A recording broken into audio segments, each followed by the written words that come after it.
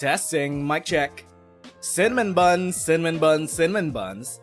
Hello, hello, friendos. My name is Nez, and we are once again back at it again for some more Arknights, because today we're gonna be doing our story reading of See You Soon. It's that time yet again, because we have another epilogue for the Londinium Saga.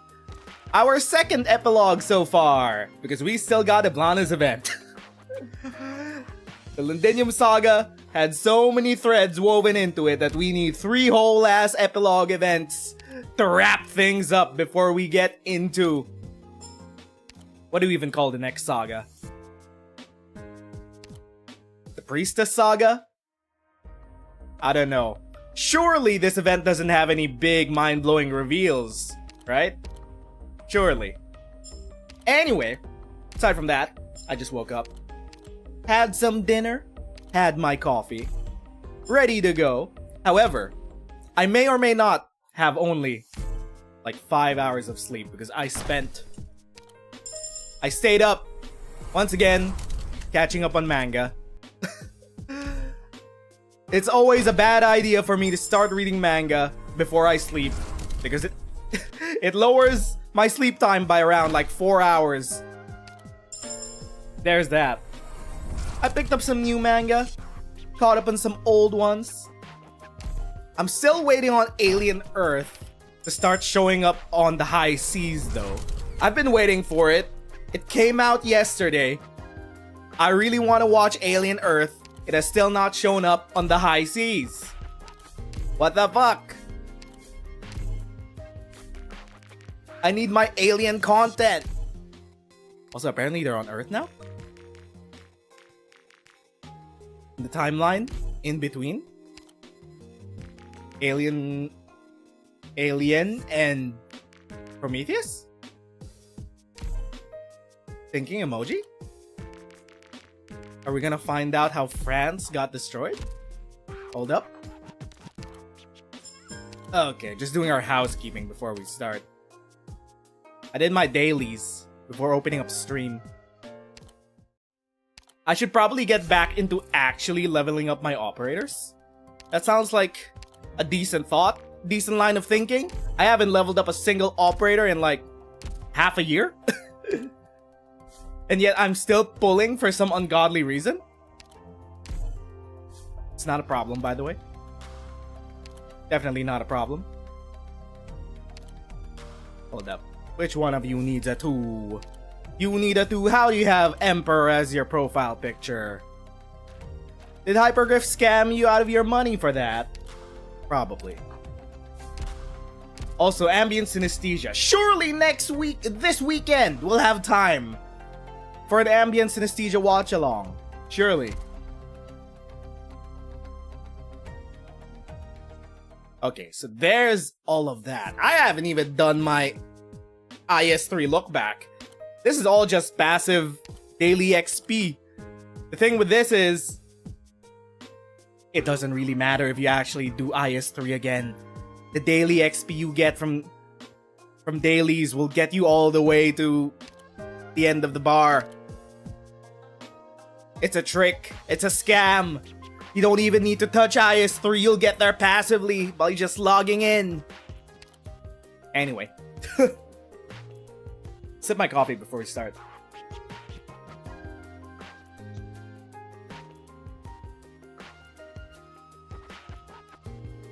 Okay.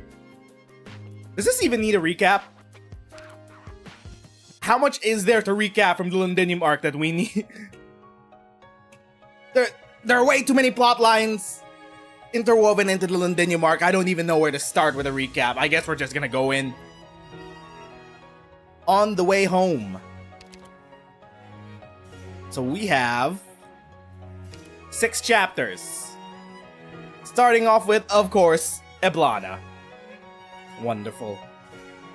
I'm very bad with my Irish. But I will try. Adhaint and Ghrian. I hope that sounded well. I tried. Let's turn the volume up. What happened to Eblana? Post Londinium. All shall return to fire. While you, my unruly shadow, you had every opportunity to avoid involving yourself in this. But you decided to jump into the flames together. Come. Join this magnificent blaze where even shadows lose themselves.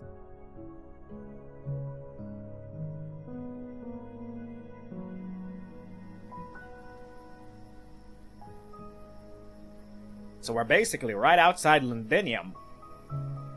That's what I heard. I've never walked so much my entire life.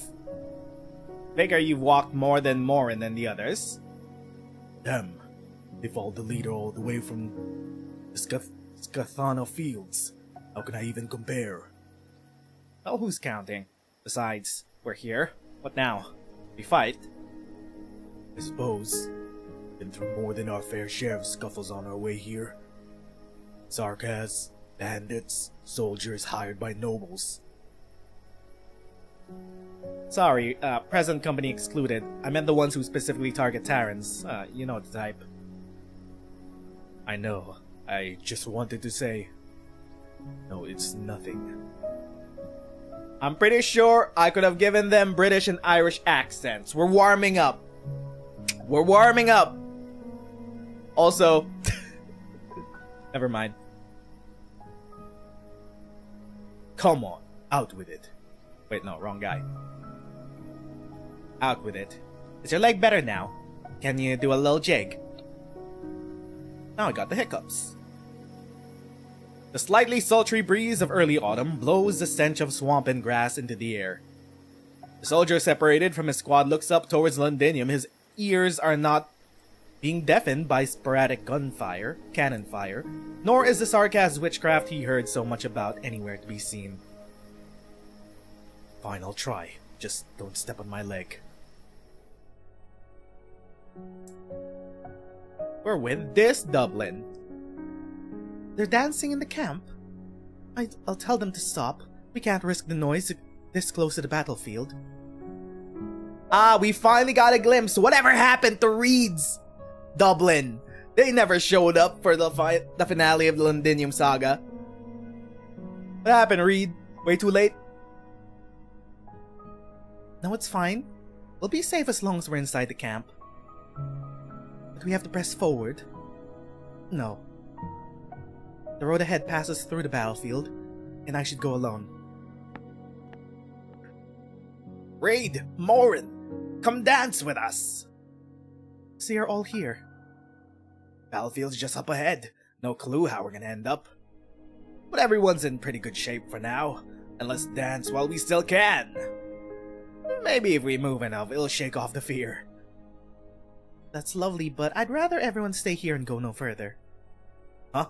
We're not going to battle! It's too dangerous for you. So you're going on ahead, all by your lonesome? I'm sorry. How long will you be gone? I don't know, but I'll definitely return. Reed, everyone who followed you here knows that fighting is inevitable. We all know we're not qualified to join the fray, but we want to help you, even if all we could do is block a few bolts. I'm not qualified either. Reed, be it Wellington, the other dukes, or the Sarkaz, they're the ones tipping the scales of this war, but us... We're just a small band. No matter which side we choose, we'll make less of a difference on the battlefield than a speck of dust. That goes for both you and me. Then why? There is something I must do. But don't mistake me, what I intend is no nobler than facing off with Victorians for our people. Swords drawn. I just have to face it. Eblana? Face her. The leader. The leader. Almost every Terran knows of Dublin and the leader. Even those not in the know will soon learn of their existence from the increased Victorian aggression after Wellington's army marched off towards Londinium. Of course, they will also realize that the leader of Dublin standing before them would seem out of place with the fabled Spectre Force or on Wellington's high-speed battleship. She saved them and asked nothing of them, so to them she is without a doubt the leader. People come and go. Those of us still here have already made up our minds, so don't you worry on our behalf. Don't mind my wounds. I still have a chance against the restless dead. You saved my life. Even if I die here, it'll be a worthy death. Thank you, everyone, but we didn't come all this way to become martyrs. The road ahead of us doesn't lead to yet more fighting. On the contrary, when I return, we'll return to Atara without war. Together. So you're coming back for sure, Reed? I am. Then we'll wait for you. Thank you. Time for a family reunion! After the battles at Silver Rock Bluffs, the royal court forces retreated behind the Londinium's walls, while Victoria's dukes kept their forces stationed around the city in no hurry to assault it. Because of siege and everything happening in there with her band, Wellington's army, with fresh new flag, did not participate in the siege and stationed themselves just outside the war zone like an indifferent observer, coolly watching the deadlock outside the city. But a stalemate does not necessarily mean peace. Scouting efforts and countermeasures, raids and ambushes, sarcasm, witchcraft, and brief cannon barrages. Accompanying them are the curses and groans of the immobilized wounded, unable to do anything but wait in vain for death to come. Everything comes together in a tapestry of stifling tranquility.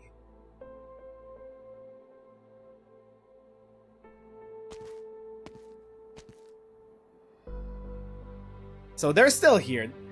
Wellington and Eblana haven't left the battlefield. They've just been watching. The Draco takes advantage of the current peace and sets off to put an end to it. Spoilers. Eblana becomes a playable character. I don't know about putting an end to it. How's the situation outside the city? A group of Victorians tried to snatch their wounded off the battlefield a few hours ago, but we bled them dry. But they'll beat us to death if they spot any of us alone. Their firepower is terrifying to boot. Captain, is it true? What that so-called Babel on the radio said the other day. Shut up if you want to live. What? A Voover. Walking around the city. Even helping to treat the wounded. She mocking us. Does she think we're already as good as dead? I'll give you a minute. Consider your lives forfeit if she's still breathing. Wait, what? You're telling me she's even saving the Sarkaz?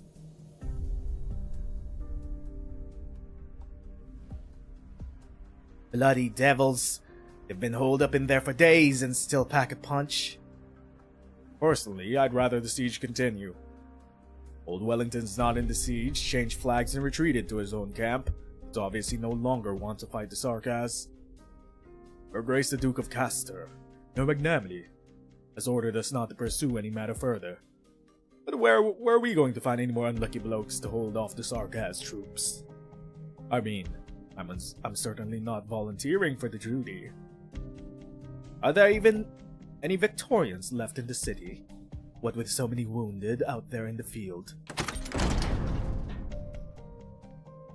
Hello, wounded. Reporting in, we've returned. What? How? Everyone we sent to rescue you never came back. A Voover. Castor, she saved us. Which duke does she serve? Gododin? Fife? No idea. You didn't even seem to care which side we were on. Sod it. Just who was she? You're saying she was going, what? Towards the city? Seemed like to the Gastral. Wellington!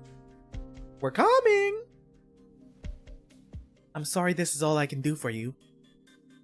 It's okay. I'm just relieved my chest doesn't hurt anymore at least. Thank you so much, leader. I've seen you before at Oak Grove. You said then the flames have already been kindled. So now I'll just become one of the restless dead, and continue fighting for Tara even after I die, right? Is that what you want? Then my answer is this. You won't. What? Flames will indeed swallow up many lives. Never should they intentionally use life as tinder. This isn't how flame is meant to be used. Do you know the legend of the Watchmen? Those who send returning Terran warriors to sleep in flame, so they may finally know rest. Your fight is over, soldier. Hope you find rest just as they did. Later, I can't. This is an order. As you command.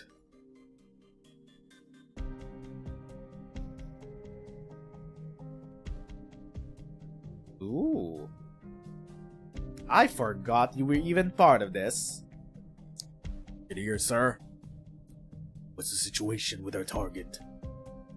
She's been treating any wounded on her way, but otherwise she's been headed straight towards our camp. She'll soon reach the Gastral's gangway. But what of the Sarkaz and the other Duke's movements? The Sarkaz have made few probing attacks with small squads, but are evidently unaware of the situation and have failed to slow her down. Continue surveillance. Prepare for her to board. Eliminate any threat to her life. Yes, sir.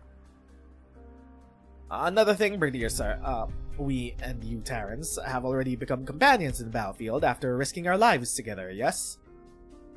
To beat around the bush, ask me any question you have. I've heard some rumors regarding the target, that you once planned to get rid of her. So why are you protecting her now? Reporting in. Target is at the gangway. At her board. Bring her to the command center. The bridge! Let her board. Oh wait. Let her board and bring her to the Gastral command center. Yes, sir. I thought you would have welcomed her personally. Me. No longer qualified. Surely we'll get more of you during Eblana's event. Ah! Wellington! Your Grace? I thought the one waiting for me would be my sister. It is inconvenient for Princess Eblana to meet you at this moment, Miss Loshini. But I am quite interested in how you managed to obtain the G0 high ground coordinates. Is it the pharmaceutical company you stay at? That doctor? Yes. Then, milady, would you kindly pass along a message? The doctor will have to personally come and get whatever is wanted from Tara. The doctor was only helping me meet my sister, expecting nothing from Tara, only hoping to end the war sooner, and I agreed. Pardon my frankness, Miss Loshini, but I only see a mouthpiece here, and I believe mouthpieces have no authority to make suggestions. I am no go-between. I represent only myself. I shall hear you out. What exactly do you want? Peace. Peace. Cannons still ring. Sarkaz witchcraft still hovers above our heads, and you speak of peace. It's only because I am meeting you in good faith that I choose not to regard that as an insult to this war. That is absolutely not my intention. This war continues not because it cannot be ended, Your Grace. Even I can tell the Sarkaz are running out of time. The Victorians have surrounded the city but have refrained from assault in order to preserve their strength. I suppose they plan to starve out the city. They do not care if any of their own countrymen remain inside. It does not matter if there actually are, so long as they don't see a single one when they eventually enter the city. It's a good fucking thing that the Exemplars and Siege just sieged the fucking city. Also, Grandma and the other soldiers lighting up the furnaces in the factories, going like, hey, look at this smoke. You fucking dukes can't ignore smoke. There are people still inside. So this was what was happening outside while Siege was busy. An ugly tactic, if there ever was one. The root of ugliness is cowardice, as it has always been. The morality of one's actions does not diminish its cowardice, Miss Loshini. Cowardice is when you hesitate to take responsibility. Which is why I'm standing before you now. I hope that you and your forces can put an end to this ugly siege, break the Sarkaz's fragile front, and spare every Victorian in the city from the calamity created by your own people. See, now I understand why you have come. As Her Highness Eblana has said. Hold up. Drink some coffee.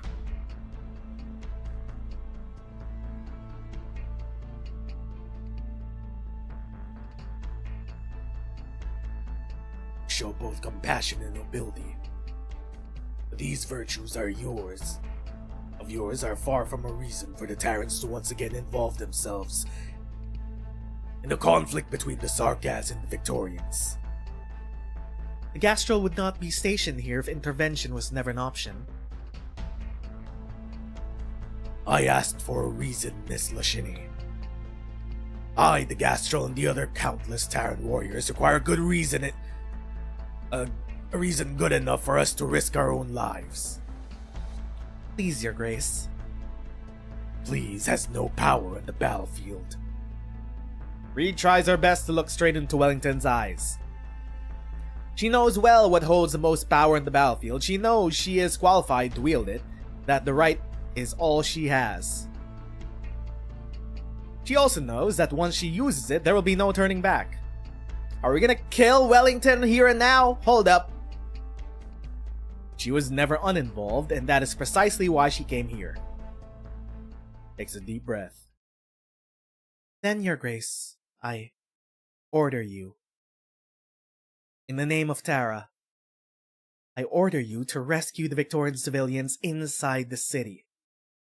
I order your fleet to smash the weak Sarkaz defense line to bring Londinium the relief she should have had long ago. I ordered the Terran army to demonstrate noblesse oblige, not for material benefit, for all to see our glory.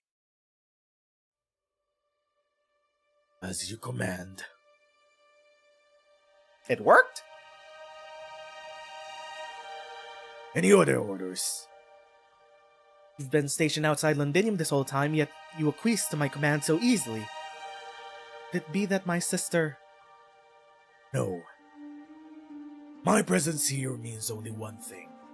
That once again, I was able to witness the cowardice and evil of the Victorians. As long as you're willing to give orders, you will have command. You merely made a choice to align yourself with Her Highness Ablana and the newborn Tara. I did. I would have come here even if the city was not being besieged. If so, then I believe Her Highness will soon find the time to grant you an audience. I'm sorry to say, but this truly is an inconvenient time for you to meet her. What is she planning? Doesn't matter. Whether it succeeds or fails, it will be nonetheless benefit of Tara. Truly? She made a promise. She will honor it. Do excuse me.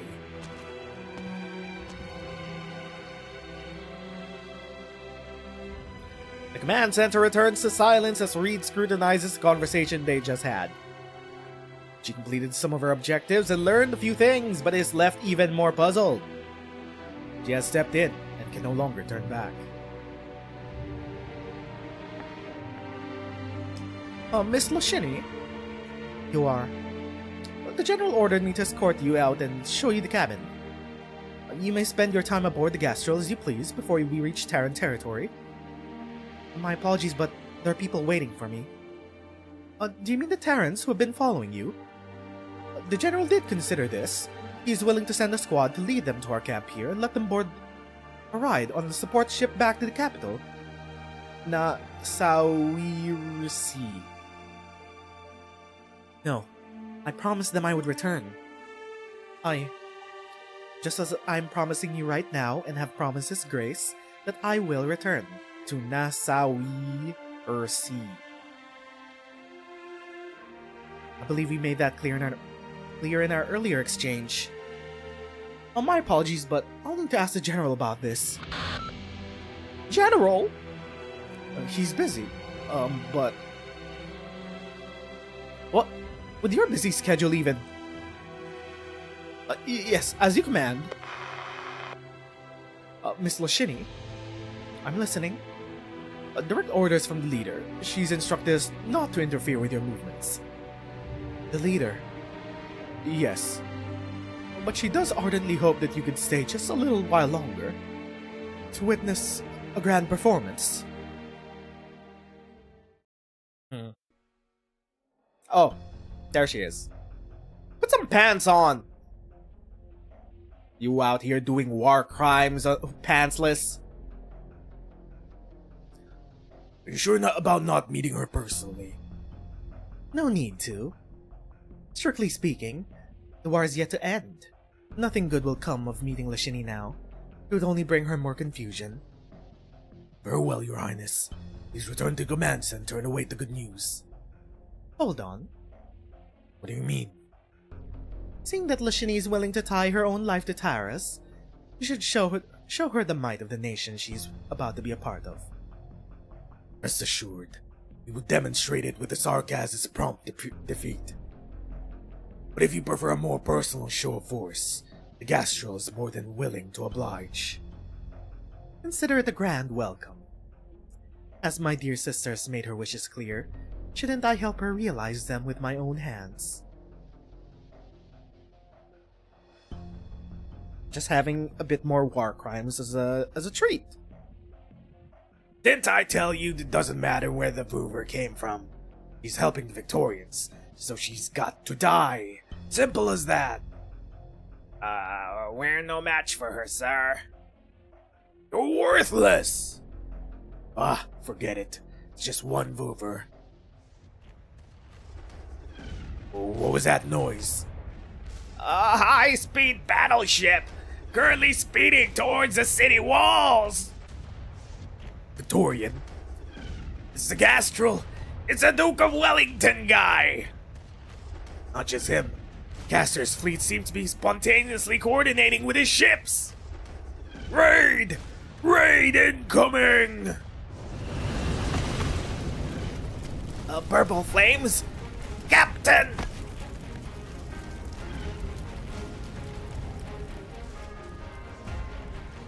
There I am. I was wondering when I was gonna have a cameo. Nezeru.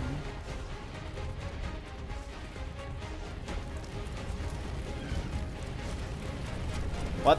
Oh. Really? Aura farming? In the first chapter? Bro. She's like, my sister just arrived. We gotta give her a grand performance. Let's start aura farming to take out the last remaining sarcasm. So this is why Nezeru wasn't at the Palace of Kings during the siege of Londinium, because he was fighting Iblana. That explains everything. Got it. Atop the Gastrel's bow stands the leader of Dublin, purple flames spreading from the tip of her spear to the city walls. Her flames of death erupt from the Sarkaz on the perimeter, spreading to the adjacent victims as they wantonly seek the next host, leaving only the floating Nezeru untouched by fire. Nezeru, god of war, lord of war and death. Shame there's no longer enough death here to save you. Even living legends have their endings, but surely becoming the kindling of a new legend is better than wasting away in obscurity. I kinda like Nezeru after we had some character development inside the Furnace Dream World. Don't hurt Grandpa! Sure, he's a bit blood crazy, but he's still Grandpa. Oh, the brazenly ambitious young Draco. Very well then. Red dragon who toys with life and death on a spear. Just how well do you comprehend death? I suppose this is not the worst day to kill time before the war is over. Worst way. Do try to hold on a little longer, Nezeru. Let us show those Victorians what death truly is, while the artillery still rings. I've waited a long time, young Draco. You are bolder than the others. Then use those flames of yours to send a message to those cowards surrounding the city. I am here. The war is here. The stench of the rot thickens as the ice-cold flames of death rage. Death crashes into death over the faint shelling of thin city walls.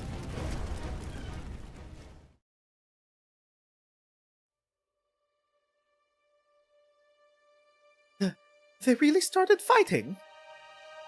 Did the leader? Shh, there's no way she'd... No, we have to go find her. We promised we'd wait for her here. But the fighting's broken out in Londinium again. Just believe in her. I do, but listen. That's the sound of witchcraft and the Duke's cannons. How could the leader? Like she believes in us. The wounded soldiers left speechless, only able to look back on the tranquility now torn apart by flame and chaos, searching for a reason for his squad to join the battlefield. Past the smoke and mire, he sees a figure. The leader, Reed Lashini. She finished her own fight, held true to her promise, and returns to lead them on to the end of their journey. The home. The peace. Let's go, everyone. What's happening over there is no longer something we can involve ourselves in. It's time to head home.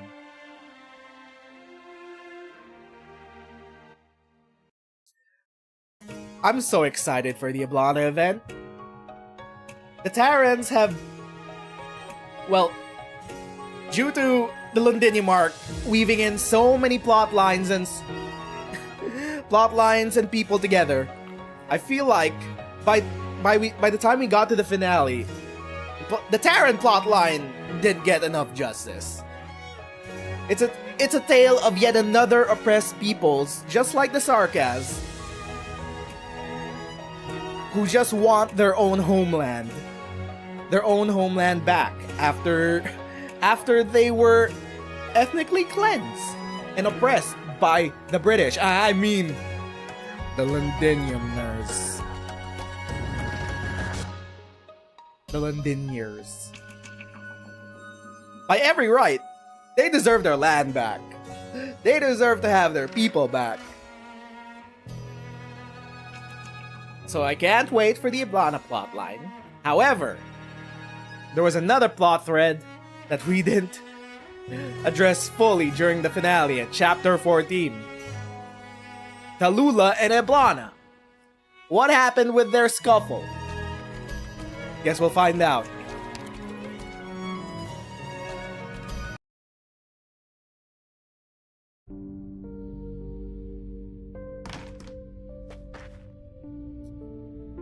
Here's the files on Chernobog, Chief.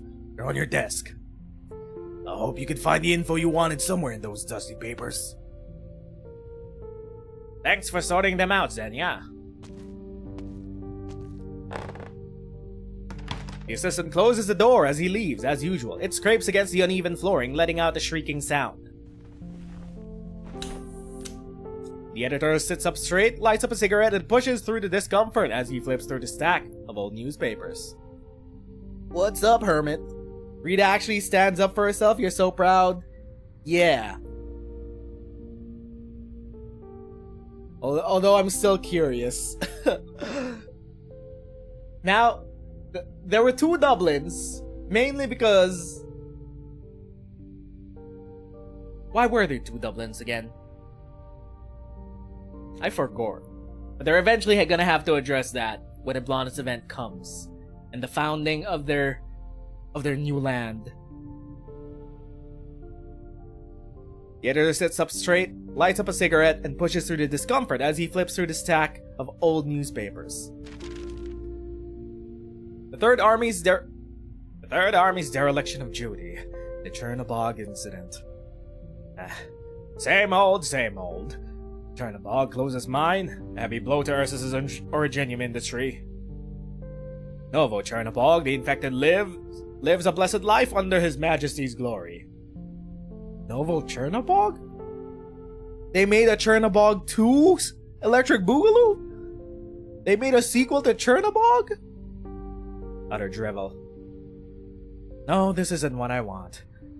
These trashy tabloids are barely scratching the surface. None of these reports are anywhere close to the truth. The editor pushes up his glasses and flicks away some cigarette ash, but accidentally sends sparks flying onto the paper. He rushes to extinguish the sudden fire, but the newspaper already bears a freshly burnt hole. Through the hole, the editor sees an ensemble of letters. Reunion. A name he has never heard of before.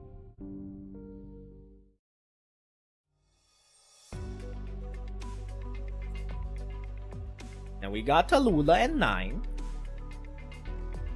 where I assume to be Londinium, because Reunion was helping the Sarkas out of Londinium when Siege was bringing peace and order back to the capital.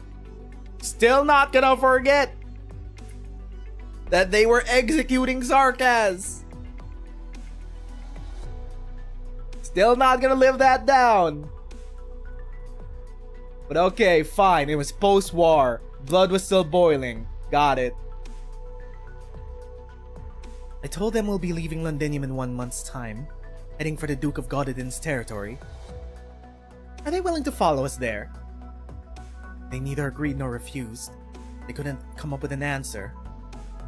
I'll prepare for bringing them along. They have nowhere else to go. Gododin, I hear the Dukes issued more than a few decrees benefiting the infected, so it's worth checking out. Decrees and reality are not the same thing. Obviously, which is why we need to see for ourselves. From corner comes a rustling sound as Chen turns a newspaper page. So she did meet back up with Tallulah. Nothing to say even after listening in for so long, Chen. Everything you've talked about is internal business. Well, look at us being all casual with reunion. We're gonna get an in-betweener between what happens with Chen before she joins the Sui saga. So what did happen, Chen? Why'd you put on this suit for barely one chapter and then disappeared from the entire Lindinium arc? I mean, you're the reason why Amiya took up the suit, right? Obviously. As an outsider, I have no right to comment. I've been focusing on the news anyway. You weren't this quiet with many of the others in private. We need your thoughts, Huichie. When I let you tag along with us, it wasn't just to show you how different we are from the other organizations. Don't go getting the idea that you have to take responsibility for either of us. Given our current situation, anyone's input is welcome as long as we can help these people out. So speak your mind. You're planning to take in people with nowhere else to go? That was the plan. They were helping out the Sarkaz out of Lindinium. Why not? We'll bring new vitality to our group. Or new conflicts. This group you've gathered under the banner of what you're calling reunion is as ragtag as they come. Is this what you promised me when you left? Not to mention her. Chen looks towards the indifferent Tallulah. You're bound to attract more eyes in future. So if you ask me, I suggest staying in Lindinium for a while and restructuring yourselves. You mean letting someone more suitable handle it? I won't deny that. Just look at the people you have here. Criminals, infected, deserters. You have a clue where you're taking them? You're not going to stay here forever at the very least. What is it? What's the hurry? 9. Red just came back with some urgent news and... Red? You're not sure... Huh? Surely you can't mean... He shoots a glance at Chen. Ever since the stranger called Chen showed up, his companions have been behaving strangely. Yeah, I wonder, dog! She rarely leaves Tallulah and 9 alone, but has never once commented on Reunion's actions either. Come on, she's one of us. Troops from the Ducal Alliance are approaching the factory. Should we get them to leave? Ducal troops. They can't be coming for us, but I'll head there myself and see what's going on. Tallulah, keep everyone else hidden. Alright. So you agree with 9's methods? Not exactly, but this group is nothing like the original group I traveled with on the tundra. Unfortunately, oppressed peoples are treated the same way no matter where they are.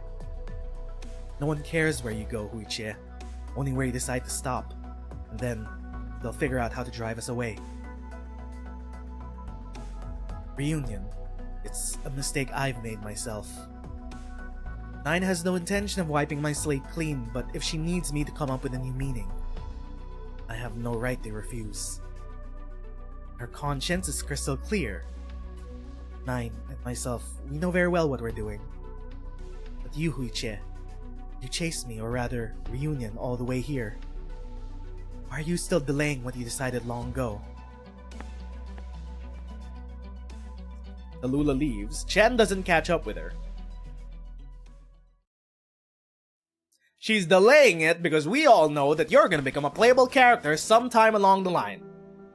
Come on, dog. Isn't it obvious? We can't kill a playable character. Knock on wood. Keep moving, you beast. Don't stop. Oh wait, never mind. Ow.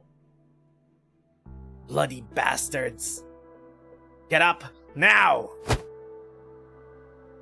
Look at these disgusting, sick freaks. I wish I could get rid of them here and now.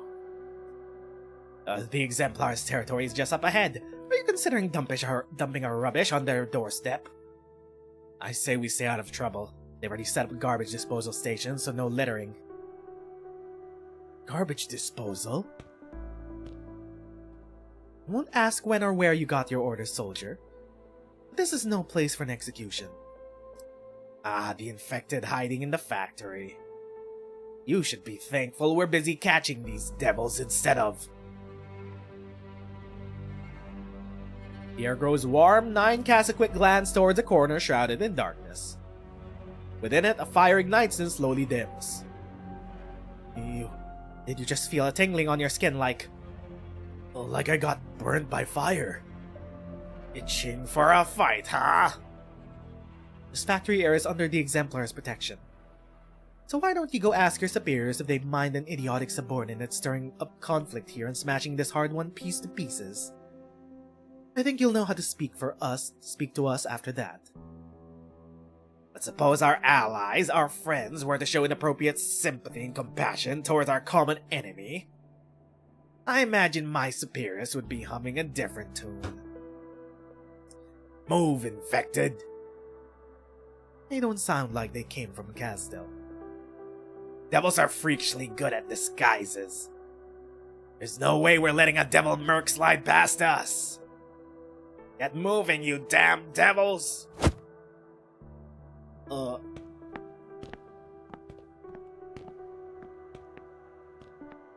squad escorting the Sarkaz slowly trudge through the long street, though both captors and captives look exhausted and numb. 9 watches as they leave, spots a few teenagers stumbling at the end of the downcast parade of prisoners. Bastards.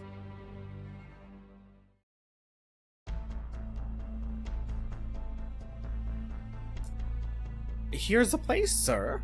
The blaze lasted for 3 days and left basically nothing behind. Did the fire spread anywhere other than the patrol unit's outpost? No, but many miners seized the chance to escape. Everyone was so scared they didn't know when the patrol unit would arrive. But seems like you got here first. You said you're a reporter, but who's to say for sure? Let's not get into that. So if the management here has always been hard on everyone, how did the miners carry out the arson? The miners? No, the village had an old noble from the city. Good heart, that man, but a bit too kind-hearted if you ask me. Couldn't stand what was happening in the mines, always talking about rescuing the miners.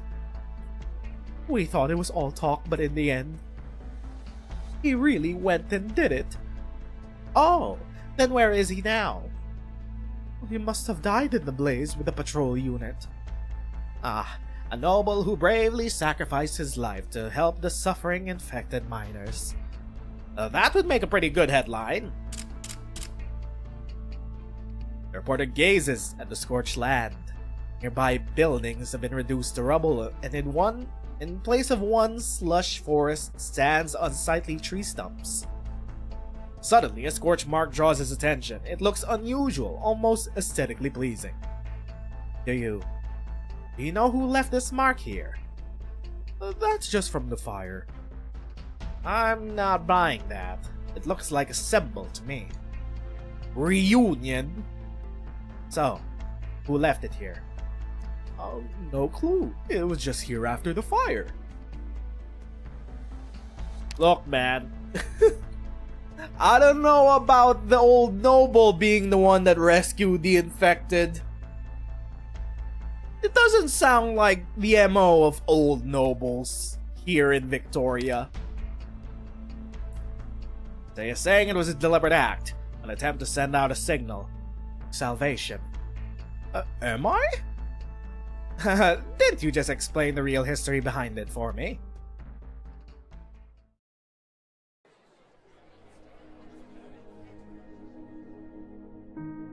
No need to rush. Get in line. Everyone will get some. Much longer do we have to stay here, Miss Chen? When will the next squad leave the city? Don't worry, you're safe here. I've reached out through many different channels to get everyone out of here. So not only was Reunion helping the Sarkaz out of Londinium, Chen was also using her resources. If they found out you're sheltering us. Sheltering? Why speak as if you're fugitives on the run? You're citizens of Londinium, victims of this war. We were already unwelcome long before the Sarkaz troops entered the city. Believe me, it's more than just soldiers on that team. Being a Sarkaz is already a crime. Worst one you could commit. Doesn't matter if you took part in the war or not. I know. Anyways, thanks for taking us in. I ironed it out with the others. We'll wait 3 days for a chance to leave the city. If we don't get one, we'll go by ourselves. Don't try stealing from any grocer, dude!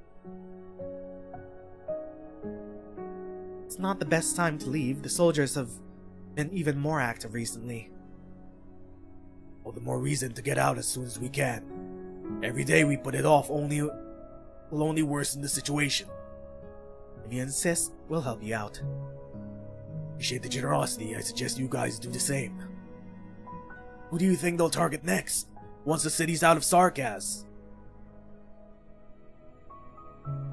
Well, the Terran are gone. The Sarkaz will be gone. Siege, we've already seen what will happen to the city. So, we know. Most of you are infected. You should know how their nobles treat you guys.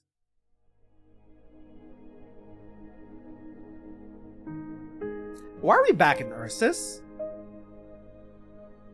Hold up. Today's paper, sir. I can't be bothered to read it, Alyosha. Anything noteworthy? A new tax policy, some literary works, a few scandals, and revolts all over the country. Well, let me see. Oh, finally, some real reporting. I thought those dainty Grifferberg reporters only knew how to run tabloids. Infected have been striking at factories and outposts across the country. Some regions are experiencing a surge of uprisings, and infected have brazenly attacked outposts and government agencies, causing serious losses. It is said that they're inspired by an infected organization known as Reunion. Oh, look! They even left some symbols. Do you wish to end your convalescence now?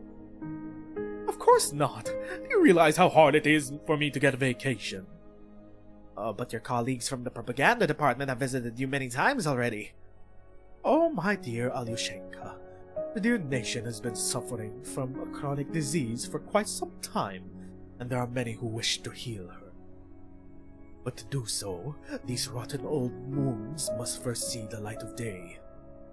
I've had enough of my colleagues patching them up over and over. How should I reply to them? Tell them any discussion must wait until my vacation is over. Who the fuck? Ursus? I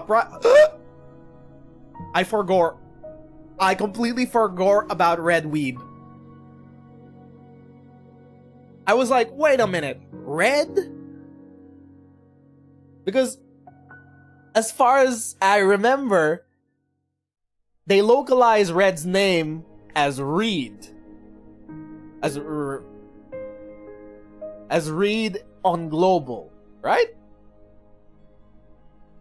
So did they finally decide to localize it to Red? Or was I mistaken? Has it been Red this entire time? But anyway, hello there. Weeb is back. And they ransacked the streets again for another batch of prisoners. Here's your soup, Tallulah.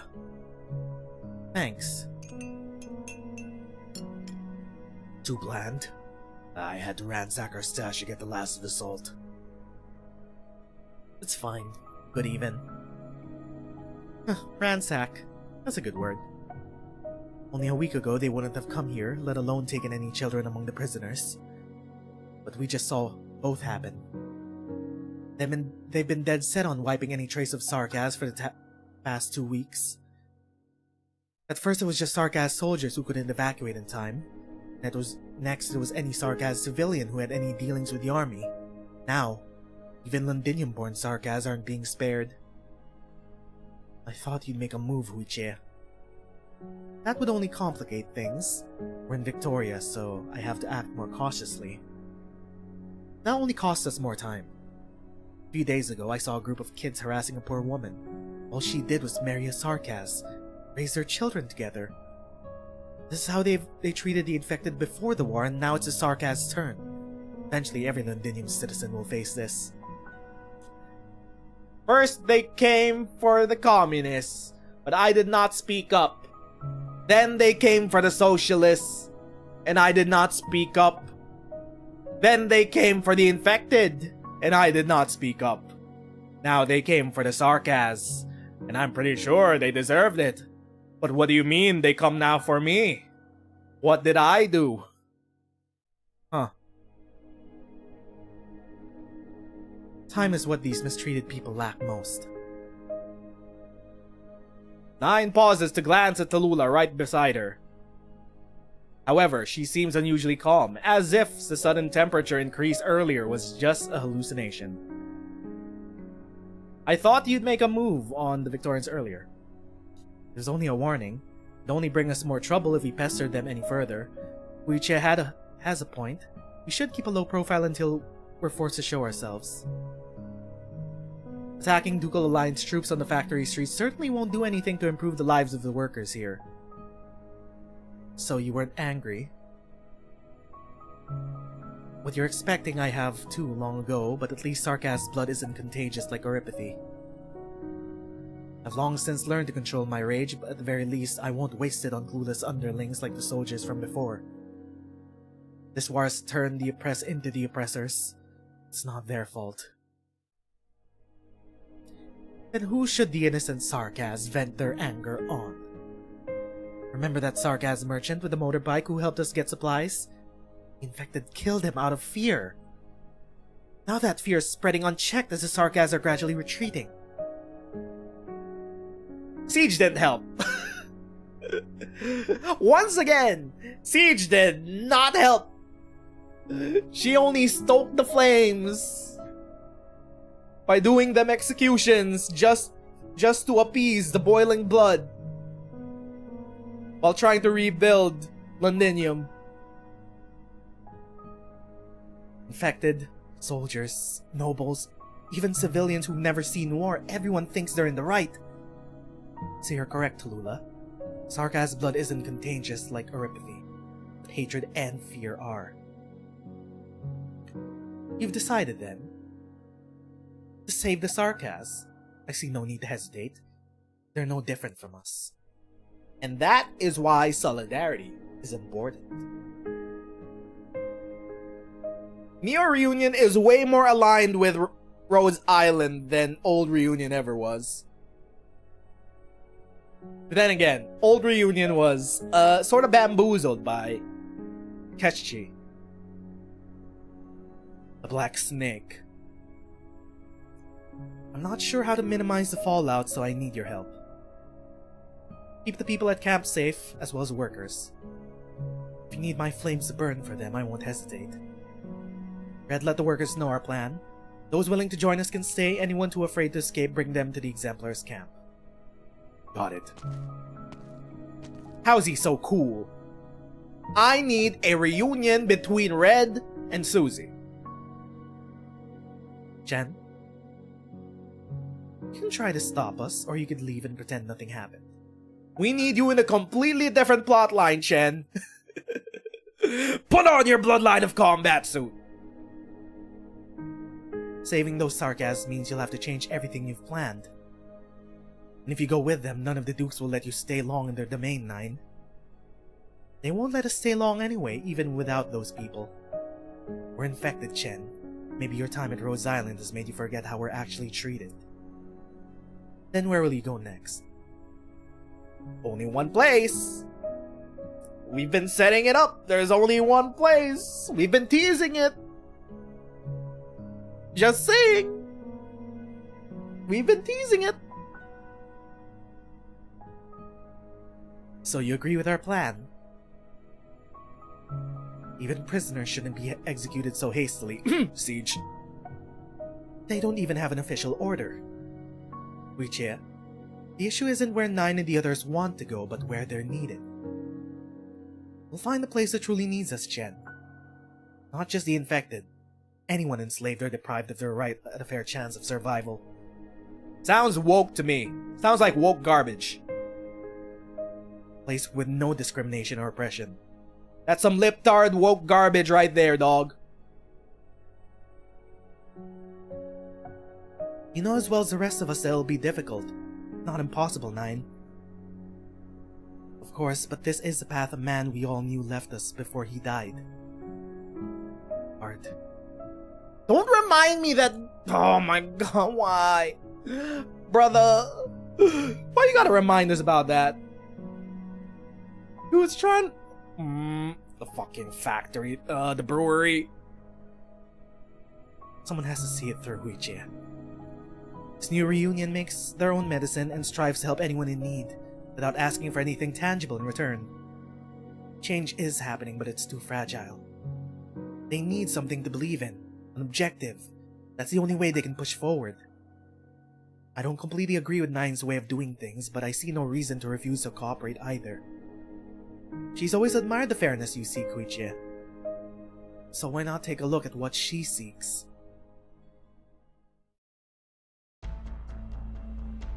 I feel like this is the turning point in the story because we've been setting up a return to Casdell for a long time now, but that's where Rhodes Island is heading. However, Reunion has different plans, different goals. They seek liberation. Rhodes Island at the moment still works with the status quo and tries to work along the lines of searching for the cure for oropathy and solving infected problems where they arise. However, Reunion, way more radical. They seek liberation. I don't think they're gonna find it in Casdell. So while Rhodes Island, I think clearly the story is going back to Casdell and setting up all the Sarkaz and maybe Priestess plot. I think Reunion's heading back to Ursus, which explains why we're in the snow. Actually, I just saw the background. Like, Reunion's probably gonna be the main cast when it comes to an Ursus plotline. That is where also Reunion started, so... On the tundra, ignored by the Emperor's edict, rebel activity has intensified, with thousands of infected banding together to break their shackles and regain their freedom. Oh, there you go. Right on cue, as I was mentioning Ursus. We're in Ursus, where tons of infected riots have been happening throughout the country. We've achieved what used to be unthinkable. Ever since that first fire ignited by that anonymous noble, many of us have been communicating in hushed tones. Is there someone leading us? To be honest, I'm not too sure myself. So that hushed noble was helping out with the infected. And he died, freeing the miners. Cool. Actually, that's very important to show. That's very important to show that no matter what your class is, it's always important to have solidarity. Because just because some people were born into nobility or work their way to nobility doesn't mean that they could stop having solidarity with the more unfortunate people. That's very important in coalition building.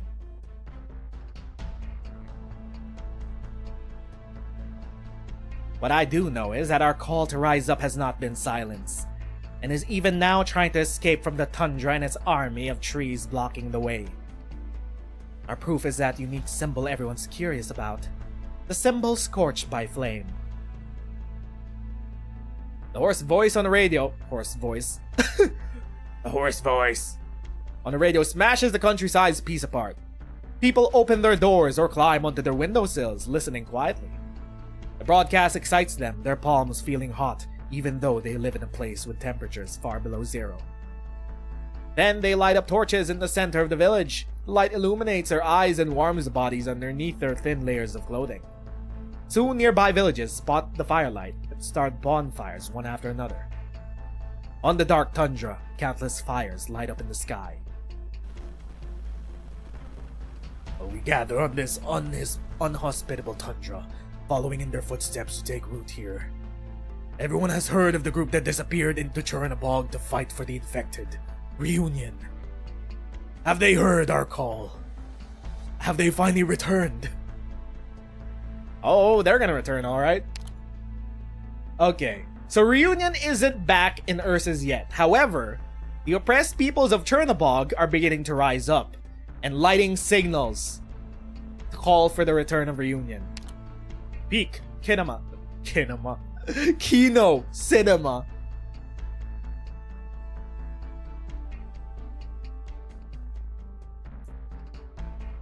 Alrighty, you dregs, turn around!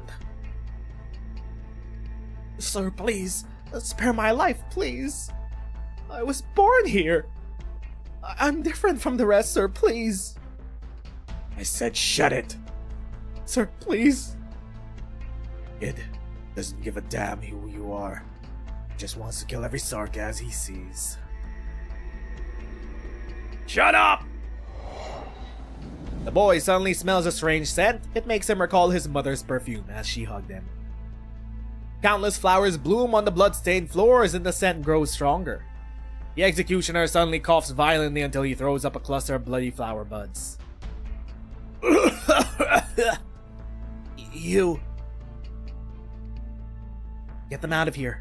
Our people will know what to do. You lot don't! Nine, stop your Originium arts.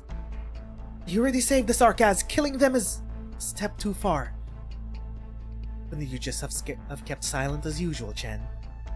Stop making more enemies everywhere you go unless you want the Dukes chasing after Reunion once you leave the city.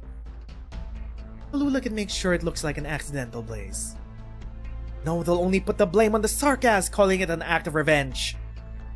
And then what? Who will the Dukes turn their gaze to? More innocent Sarkaz? Say an infected group wandering around Victoria and who knows how many other Sarkaz in tow. Letting them go will only make things worse. Tell me, Chen, when we finally come face to face with the Ducal Alliance with no chance at escape, how will you keep the infected and innocent Sarkaz there safe?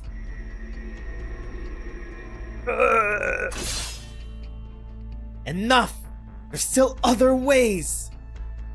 The tip of Chen's sword touches Nine's throat. I've imagined this happening countless times. In fact, I'm shocked it didn't happen sooner.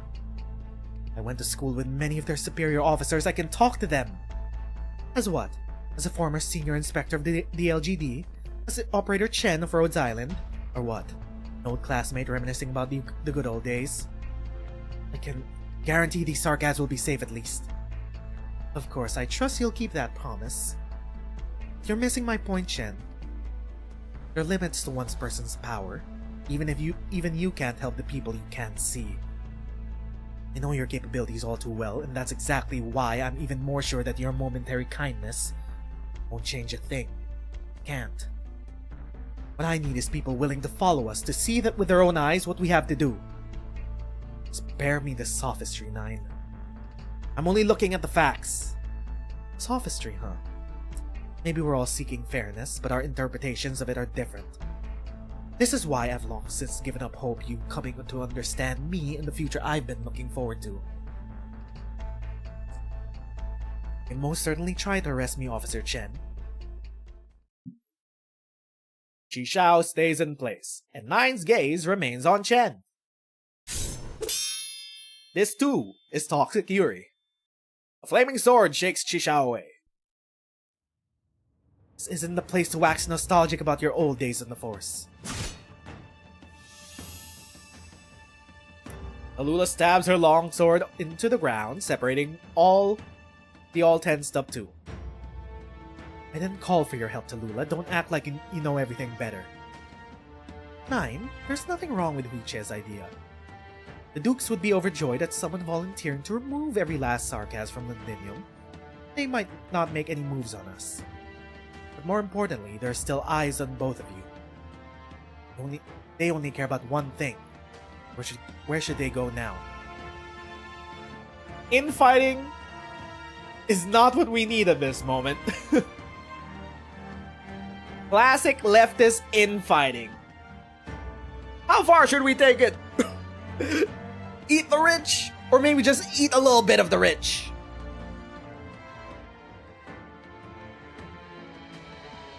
The rescued Sarkaz and Reunion members following 9 are both terrified. They have no idea what to do next.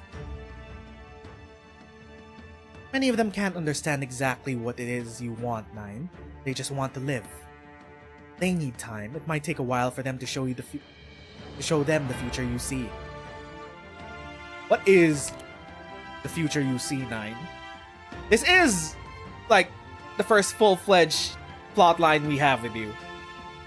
Let's flesh you out a bit. What is your dream for the infected and oppressed peoples of Terra? Of course I know that. I have the patience to wait for my sophistry to bloom into a concrete plan of action. And will you achieve that with even more sacrifices? How do you decide who? Chen's got her there. With Chen as the establishment defender? Yeah, she's still got that cop blood in her. Enough! I'm not here to determine which of you is right or wrong. It's not my place to. But for now, just take them away from here. Take everyone who's willing to leave the city with us. WHM might manage to prevent the Victorians from harassing us in the short term, but we'll still have a place. We'll have to prepare for the worst. Are you giving me an order, Tallulah? No, I'm offering my opinion. But where can you go? Their identities are too conspicuous. I mean, it's all being set up that they're going back to Ursus. Back to where it all started. Is this where you say we go to Rhodes Island? Yes, I see the both of you judged. I have to see the both of you judged. But not right now. Because we don't have any room for limited events just yet, guys. We're still making alters of Year 1 characters. You guys are just gonna have to wait until your time comes. Maybe in Arknights 10th anniversary you could join Rhodes Island. Not now. Many infected are still relying on you, and I can't just leave them in the dust. Huh. Classic Officer Chen. Want my opinion? Whenever Tallulah proactively offers her thoughts to 9, it often leaves the Fidya with even more doubts towards her. But Tallulah has never fallen behind. She always walks silently in the center of their group, so inconspicuous that people forget she exists. Reunion's leader, Kachi's adopted daughter, and the manipulative mastermind behind the Chernobog disaster. Tallulah regarded as a hero by infected who do not know the truth.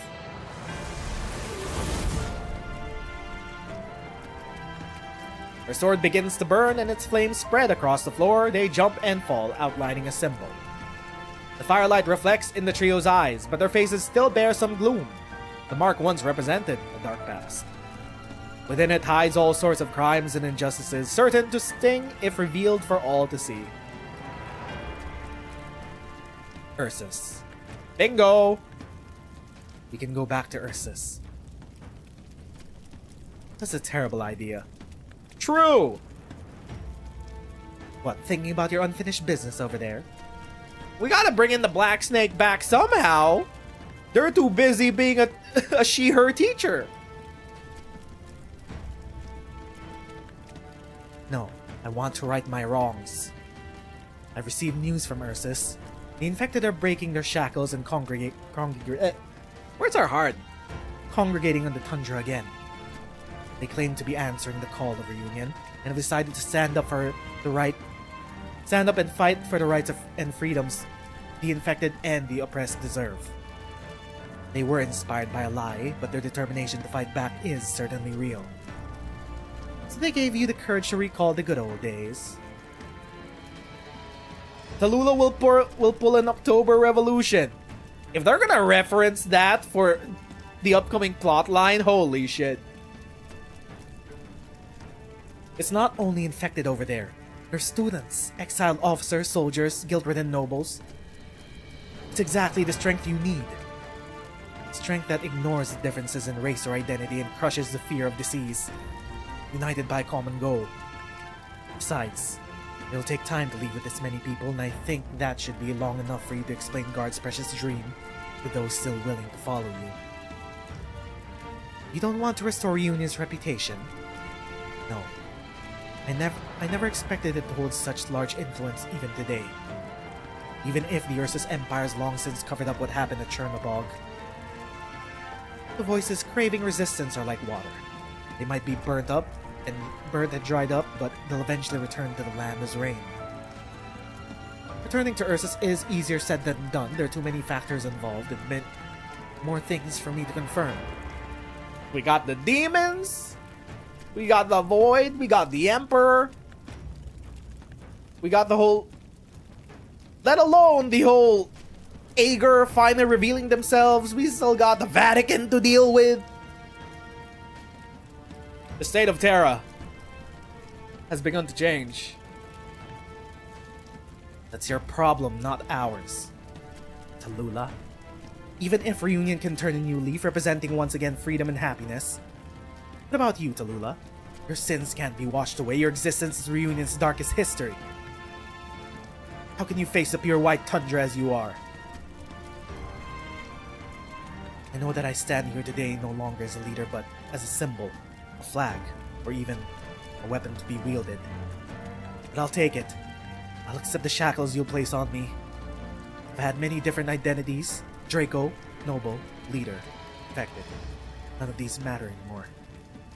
Today I remain only someone who once scattered the seeds of sin. Wrongs I committed in Ursus, I will repay in Ursus. Repay? Make it sound so simple. I will not act just as a flag this time. Then how? I'll throw myself into a true blaze and let it all burn, until even the tundra's chill melts away. We might be getting the Tallulah playable character sooner than I think. I'll go back to Ursus to truly face my own trial. Okay. I mean, it's pretty much confirmed that we're gonna face the Black Snake again. You can be there to witness it, Nine. Not we Rhodes Island, as in the French we, as in Reunion.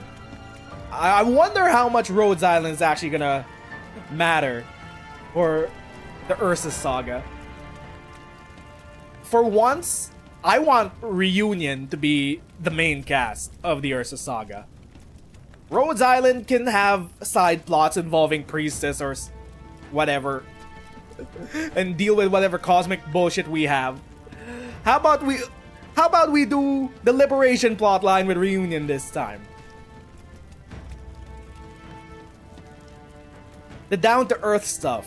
The stuff that matters in the day-to-day lives of the oppressed. Let's leave that to Reunion while Rhodes Island deals with whatever cosmic horrors and bullshit are gonna get thrown at us. You really don't mind? The reunion of my heart died long ago on the tundra, along with my companions. Don't remind us.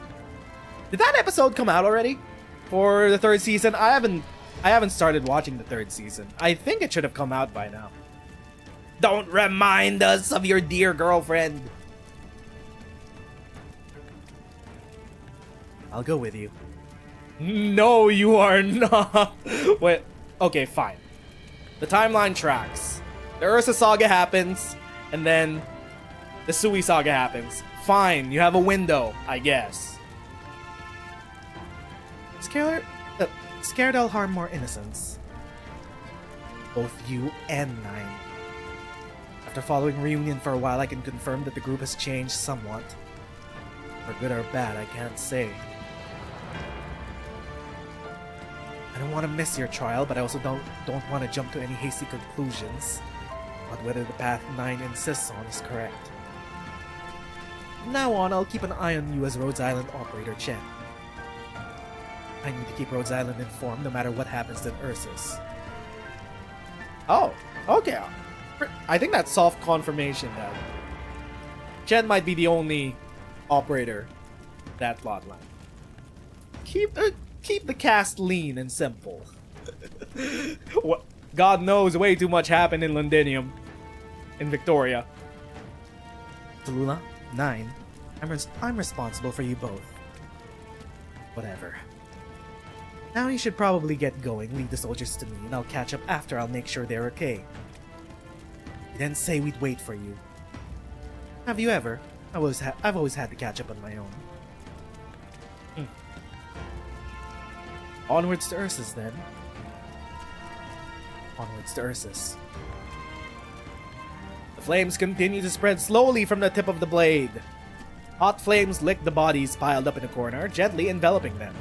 Meanwhile, are the rescued Sarkas still in this room with us while we've had this entire talk? Amid the light crackling from the fire, Tallulah silently prays for the flames to bring them to a brighter, warmer place.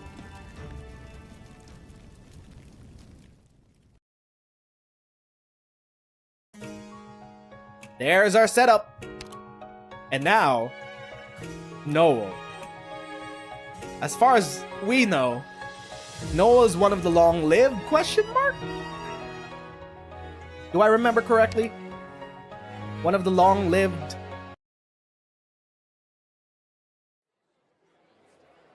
Back in Victoria, back in Londinium. Stay close to me, Ollie. You've got to stick close if you don't want me carrying you. Grab onto my clothes, okay? Mummy can't hold your hand right now. My palms are all slippery with sweat, so grab on tight to my clothes. Nods. Colin? Colin, where are you? Is there a way out? Oh, no. This isn't going to work. We should head back home and hide. Ollie's too little for this. Colin? Ah! Over here. I found a way. The exemplars are drawing the devils away. We can avoid the explosions. Avoid the explosions? Do you remember how Schwal from the grocer tripped and fell on that patch of red glow? It was only a palm-sized wound, but it bled him dry. Did you forget? It's like the blood was sucked right out of him. Can you really just call that an explosion? It's because his wound never healed. We'll be fine as long as we're careful not to get cut or scraped. The one thing we can't do is turn back. The explosion just now sounded too close. I'd rather head back than die halfway without knowing what's happening. Your grandmother's still in the city. My man. Going back now would only mean more danger. We can't say for sure that all the Sarkas have left the lockdown zone. Who came from outside? Are you with the exemplars? Are you here to help us? Please. Sorry. Not with the exemplars. I'm not here to rescue people. I only came to Londinium to look for someone. Who could be so important you'd wear out your shoes running around Londinium at a time like this looking for them? But if you're not with the exemplars then, you're just another poor sod like us. Let's go back, Colin. The man sighs and looks around cautiously. The optician has returned to Londinium for the first time in many years, but the view he sees now is as if he's looking at a city through a lens in the heat of his workshop, blurred and distorted. By the time the image clears up, the only thing he can see is chaos. Trying to find an elusive presence in the bedlam will be no easy task, let alone someone whose appearance he does not even know. Could you show us the way out, good sir? I'll give you everything I have. If you manage to enter the lockdown zone without a scratch, you must know a safe route. Please. The gaunt man empties his pockets, takes out a few pieces of bread from a bag, tries to stuff them in Noel's hands. The woman also takes out what few coins she has on her. Noel does not take any of them. He shakes his head, knowing that it is a thin line that separates these three people from the exsanguinated corpse by the roadside. He stands behind that tiny divide, always a spectator. He has tried to reach out before, but his hands cannot save everyone. I'm sorry. Sir! Let's go, Colin. It's no use. There's no other way. Not with the exemplars, but I do know where their camp is. I can take you there. Thank you! Thank you so much! That's all I can do. It's plenty! We'll go with you. What about your grandmother, Colin? We'll come back for her once it's all over. The devils may be cruel, but even they wouldn't hurt the helpless old folks in the sanatorium. Ooh, about the sanatorium. Right? I'll lead you out. After that, you're on your own. Oh, that's plenty good, sir. I couldn't possibly ask for more. Thank you so much. No need to thank me. Grab your child and follow me.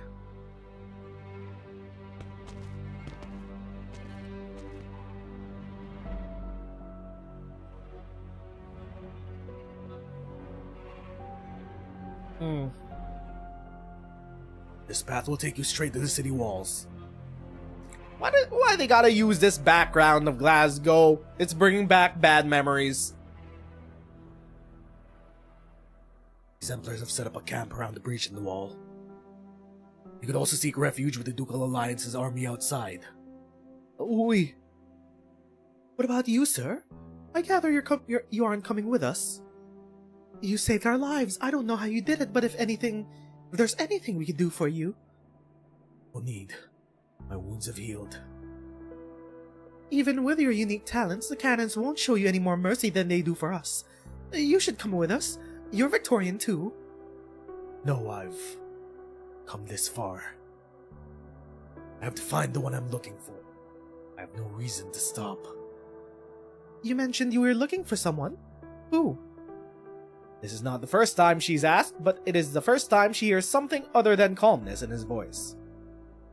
The numerous wounds the man took, which should have killed him many times over, have all healed. Any bleeding quickly stopped, and even Sarkaz's art circles could not affect him. My man is indestructible. Long-lived. Built differently. He's built differently. Only the pain persists. Even so, he clenches his fist. I'm looking for the one who gave me this talent. You're looking for them in Victoria. Not in Ursus. So not the Black Snake. What do we do, sir? But this way, I'll shield you. Leave before the next barrage begins. Out of the way! Today I'm finally getting out of this hellhole. Out of the way! Stay back, sir. Oh yeah, I forgot. I forgot about the other long-lived. Hello there. Unicorn. Lady in the lake. Fairy. Children and the elderly have priority. What the hell they do? Self-Salvation Corps evacuation route is the safest way if you insist on leaving on your own. Be my guest. Who are you? Me? I'm the leader of Londinium Self-Salvation Corps. You can call me Clavizia. If that's even your real name? I heard someone has been helping evacuate civilians in this district. We appreciate your assistance. The Self-Salvation Corps will take it from here. I can still help. It's dangerous. We can't ask you to risk your life for others. We cannot promise a reward either. No, you don't understand. I'm afraid we don't have time to discuss this. Long story short, let's just say I've got this sort of curse on me. There's no need to worry about my safety. I'll cover you up. I'll cover you to help more people evacuate. I think you're just talking to the person who gave you this curse. Besides, I'm still looking for someone here.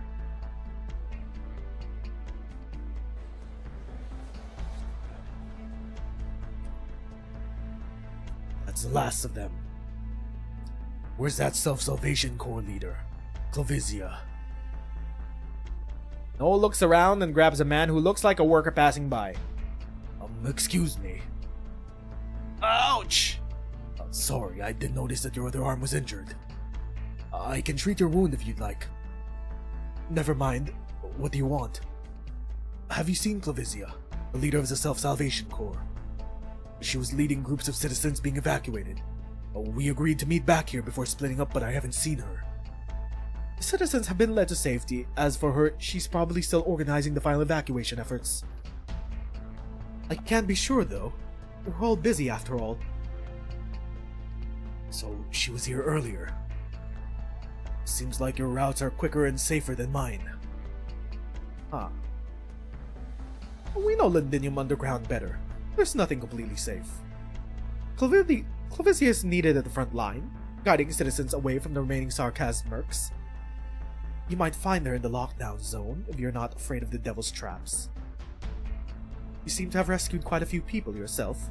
Might be able to help out. Thank you. Sir, good sir. Have you seen my Ollie? My son with red hair? Bright boy about as tall as my knee. Have you seen him? Oh, what? My son. He's gone. I've lost him. Ollie. Oh, bloody hell, where did he go? He kept asking about your grandmother, Colin. Maybe he was worried. Have you searched the area? Yes. The folks who came with us helped out too. The only place left is the lockdown zone, but... That doesn't bother me. I'll go. But Clavisia is... Just tell her I've already brought those people out safely. I'll go with you. No. You stay here. I mean, Clavisia is back. With a red-haired child in her arms. What? Where are they? Everyone looks in the direction the man is pointing. Uh-oh. That was when everything went wrong. No. Everybody, get back! It's Ollie! She has Ollie! Don't go! Noel only has time to grab the hysterical woman. A flash of red as far as the eye can see, and then the ground opens up like a gaping maw, swallowing the leader of the Self-Salvation Corps.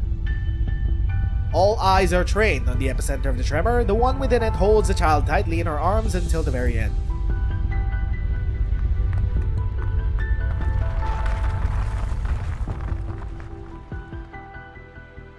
The dust cloud disperses and all is quiet again, for now. Partings like this have become a familiar sight to the people here. The outcome never changes, regardless of the victim. I don't think it's that easy to kill the unicorn. Wait, keep your distance! Noel knows all too well that there can be sometimes secondary explosions or aftershocks. Ollie! Ollie! Get a search party together. Anyone who could still move. Sir, you're still here. Please help Ollie. You're not afraid of the devil's traps. Your wounds heal quickly and you're so brave. Could you at least bring him back? He's still so little.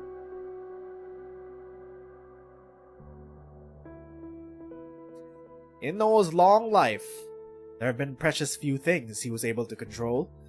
He has an ocean of memories, but it is not up to him which ones float up to the surface. Like an ordinary mortal, he can be distracted by flashbacks of the past that seem to overlap with the present as he gathers the weight of all those years. Thank you for the Delph hyperglyph. We appreciate it. Delph, this man's is like centuries old. This will do. Are you sure this is where we stop? Are you sure? You won't stay? He's still so little. My youngest child, he doesn't even know the word grandpa yet. Too long. It's been too long, my child. I should have gone with your mother, but I've waited so long. Long enough for you to grow older than your father. I've accomplished nothing. Spent my life in hesitation. Lingered in this world for far too long. So long, in fact, that I've become a stranger to children. There's one way to end my fate as a bystander. Now is the time.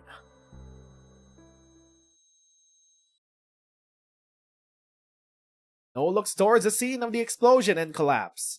In the hole formed from brick and rubble, he seems to see visions of a dark mire. from a century past. It was a morning like this he had heard the same pleading, which he had stubbornly chosen to ignore, instead settling upon a path in search of a death that could never come. This time, he will not make the same choice again. Lysia shielded the child's head before she fell. Sir? There's at least a chance, though, that Ollie survived. No more than a chance. That's enough. I'll go and find them.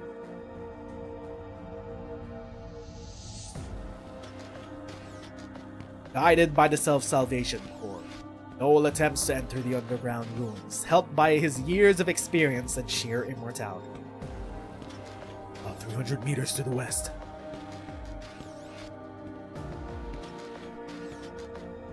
His steps are light and brisk, never stopping until the sight before his eyes changes. A red-headed child lies quietly beside a pile of collapsed rubble, near the remnants of an activated art circle. Soft breathing.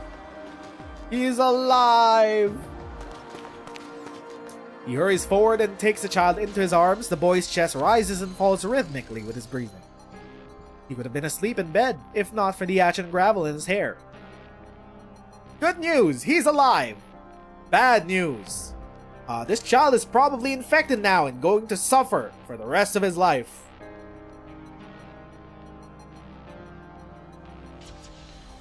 He just passed out. Serious injuries.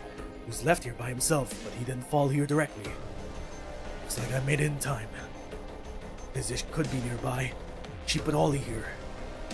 Lysia, are you here? If you hear me knocking something hard. Lysia, can you?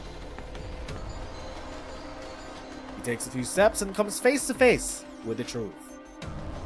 The young Self-Salvation Corps leader is half buried in rubble, not stirring in the slightest. Her eyelids are shut gently, naturally, as though she is only sleeping. Will she sleep here, forever underground? A moment of pain and a fall that lasted seconds at most, leaving behind only peace. Noel could not help but think. If I could die, would I die with the same expression on my face?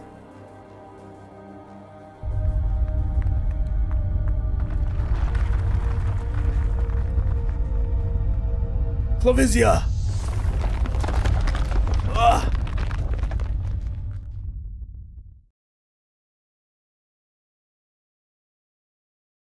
The aftershock sends gravel flying like a foul bee shaking off water after a rain. It is quick, scattered, and unpredictable. Noel did not even have time to check Lysia for signs of life. No. As the place threatens to shake itself apart, he bends over and protects the child from falling rocks with his own body. The sharper pieces easily pierce his clothes, skin, digging deep into flesh and bone. He remains unmoving, clenching his teeth, waiting for the tremors to cease. Sob. He's awakened from his pain trance by the sound of crying. The boy had awoken to find himself in a dark, unfamiliar underground space. Following his instincts, he began to cry helplessly. Good morning, Ollie. It'll be okay. Everything will be okay. I'm here. It's Noel. We've met before, remember? The aftershocks cease. Carrying Ollie with one hand and supporting himself with the other, he forces himself to sit up, pushing the weight off his back. Fortunately, it is broken fragments of rock rather than a single heavy slab, but he still tastes blood in his mouth as he moves. In his arms, the child shakes his head helplessly in the darkness, hardly able to see anything. Lysia. She saved your life. I'll get you out to safety. Then I'll come back to bring her back. There's no resting place for her. I don't know about that, dog. I feel like you're gonna find out who gave you that curse. Noel sits down, putting the trembling boy in the ground, and reaches behind to pull the fragments out from his own back. The boy grabs Noel's clothes. Don't worry. I'm leaving you behind. Jake's head. It's okay. Won't kill me. Nothing can. A smile, understood only by him, appears on his lips. Meanwhile, his fingers locate the final fragment, lodged between his scapula. He grits his teeth and pulls it out.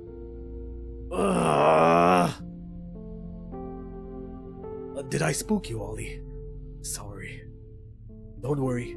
With me, I'll get you out. Whatever it takes. Enduring pain had become a habit.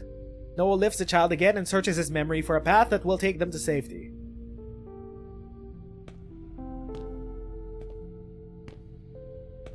I came from this way. Hang in there, Ollie. We'll get you out soon. Your parents are waiting. What is it? You want to get down? It's quicker and safer if I carry you. Don't you want to see your mom sooner? Jumps down.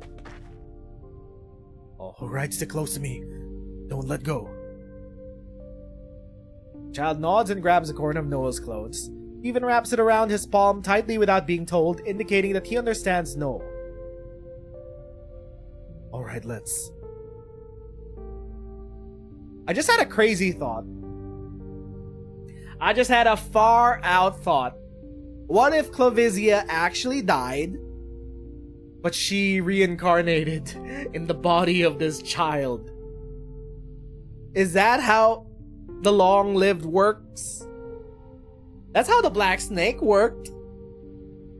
We don't know how unicorns work. Hold up.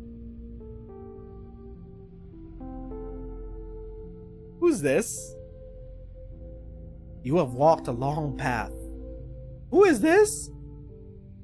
Poor soul. Suddenly he hears an ethereal voice echoing in every direction. A mist spreads in the darkness surrounding him. Why have you come? Noel can recognize that voice anywhere. He cannot move. A sudden cold fury buffets his reason, nailing him to the spot. What do you want? Stop. He does not know why the voice chose this moment to appear. Instinctive mistrust overcomes all judgment. Stop your parlor tricks. Thought you wanted to meet me. What are you talking about? Who are you? Where are you? I'm here. You came for me and I came for you. All you need to do is open your eyes. Noel's never seen the owner of the voice, not gathered any clues about their appearance over the long years.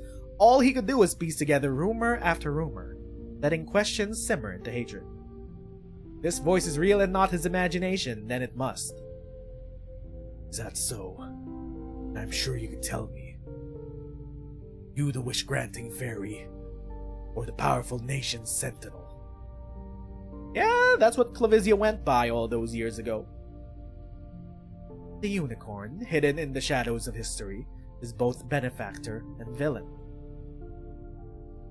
I am all that and none of that.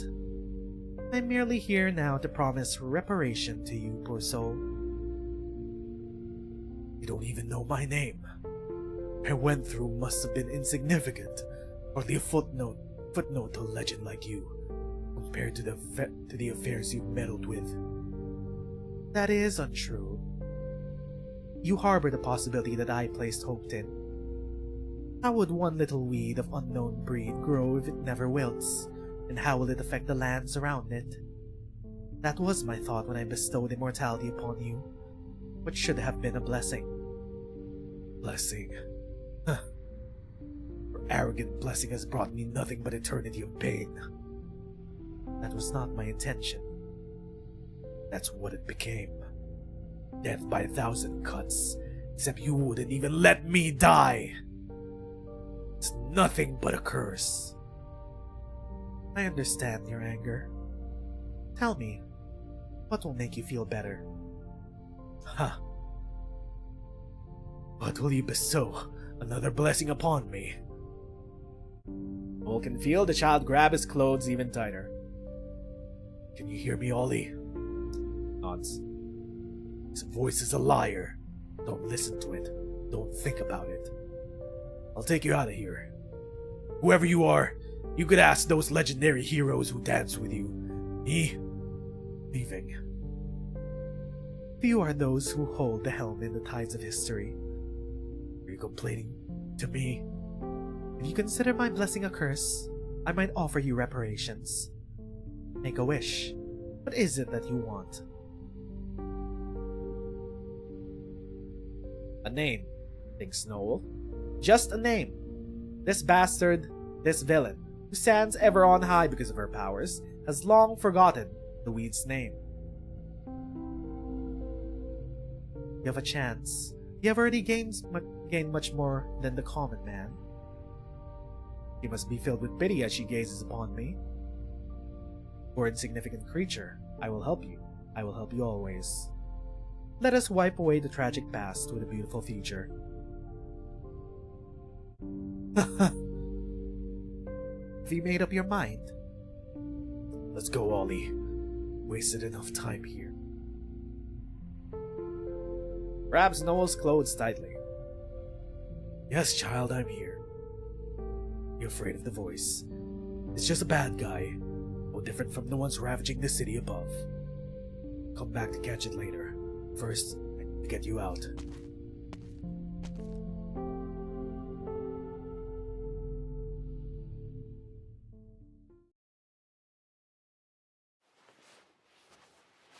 Phew.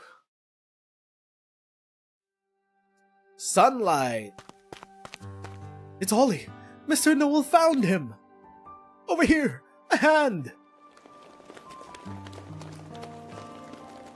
Careful, child. I'll lift you up. Take it easy. No worries, sir. I'm up here. I'll grab him. Your turn, Mr. Noel. Are you hurt? You need a hand. No need.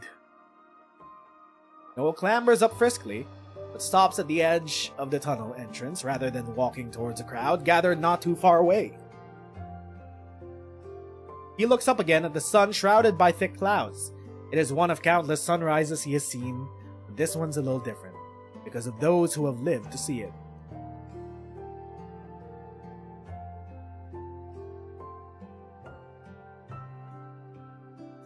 Ollie, my baby!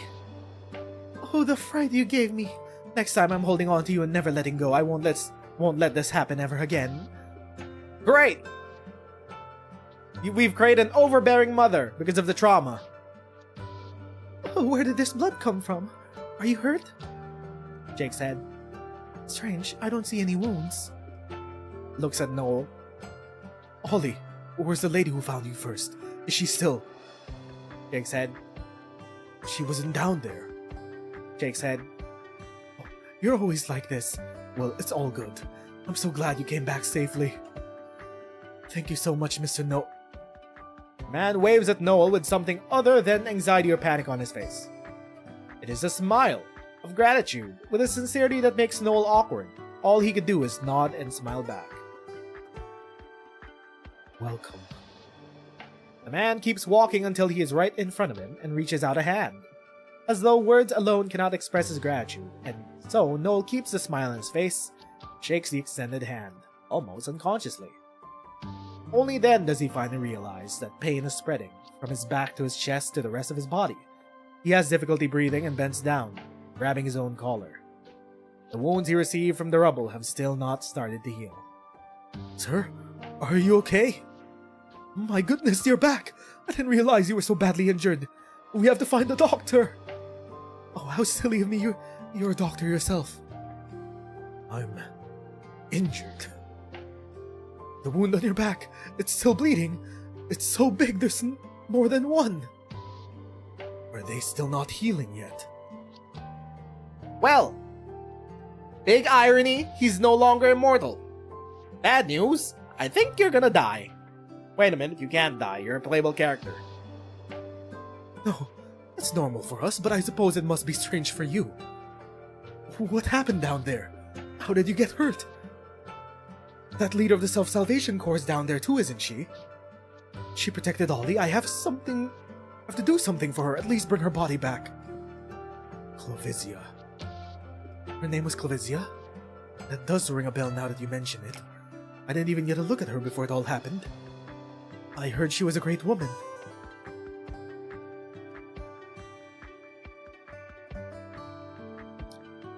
I'm the leader of the Londinium Self-Salvation Corps.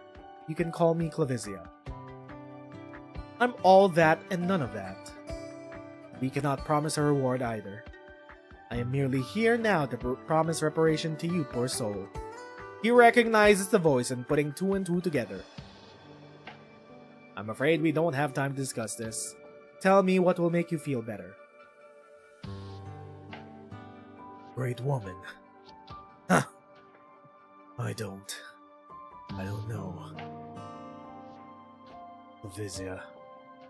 He had passed right by the one he spent his entire life looking for, without even realizing it. But it is no longer important. With great effort, Noah looks up, fighting against the pain and difficulty of breathing.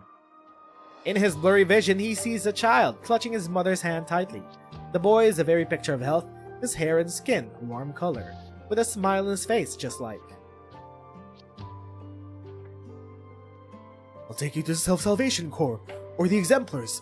They must have medics. No. But why? Just like the sun. Mr. Noel, are you okay? Hang in there! Noel falls to his knees, no longer able to support his own weight. It is as though the fatigue of 100 years of wandering has come upon him in an instant. Before his hands and feet grow cold from blood loss, he curls his body down, ignoring the searing pain as the wounds on his back stretch, till his head touches the ground. It is a posture of worship and reverence, but he is not praying to anyone. He lifts his head after a little while. Leader of the Self-Salvation Corps is not in the ruins. The pain lingers, as does the urge to cry his heart out. All is silent and only the beating of his heart resonates in his chest. The thing that would make him happy, the thing that could kill him, it is already here. Well, what was that? Vizio wasn't there. Well, what about your injuries? Right now, rather than spending my time on futile efforts, I should spend it on saving more people. Well. Maybe he still is kind of immortal. He's still hanging on. They can't possibly kill him. He's a playable character. He got plot armor. Anywho, Canoes off the Riverside. Finally, some Entelekia content. 2 hours in. The soil of this foreign land is soaked with blood of the Sarkas. Churn, jumble, I can sense a chaotic mess of emotions tangled together. Hesitation, wrath, cowardice, homesickness. Was this what you wished for, your highness? Sleep, my kin, as long as blood continues to flow. Relief from pain will soon follow. Have I arrived too late, perhaps? If the war can truly come to an end, if this end can truly determine who wins and who loses, when have we Sarkas ever won, I ask?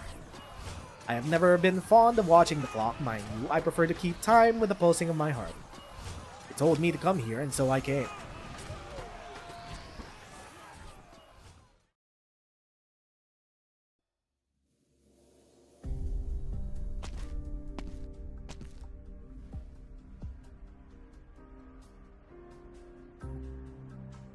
Okay. Got Kelsey. As far as I was aware, Rose Riverside was dissolved after Princess fled far away and the Canoes scattered. Quite a few former Canoes have gone on to serve the military commission. Reestablishing our long-lost contact right after the commission's decline suggests you want something from me. Can't guarantee you'll get it. Not even for an old time's sake. You're the same as ever, Kelsey. It's hard to believe how much Amiya has grown. No doubt she's keeping an eye on me, yes. Necessary precaution. Logos warned us of your appearance. Since we withdrew from the falling airship, you were the first outsider to reach our safe house. Outsider? Are you like me, Dame Kelsey? Most difficult to persuade when we're in the throes of grief? This is not a Babel safe house, Entelekia. Her thighs are bigger than her head. Ask? How dare you, cook?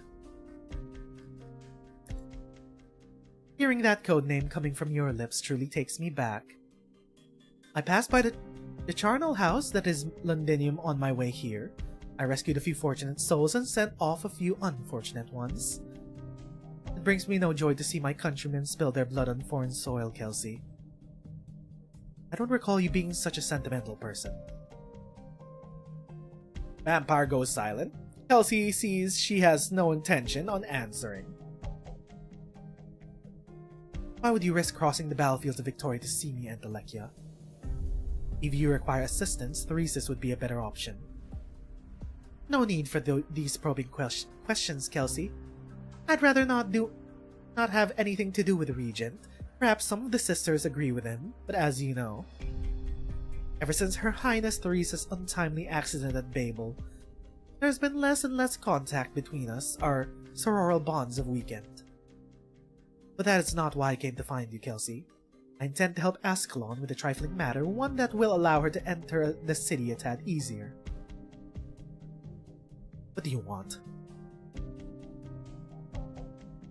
According to our latest intelligence, the military commission is strengthening its control within the city. The Nezeru troops and the ducal armies are facing each other down at the city walls. The situation is ever-changing. Oh, I know. But such an adorable and studious youngster as her is well worth the effort to look after.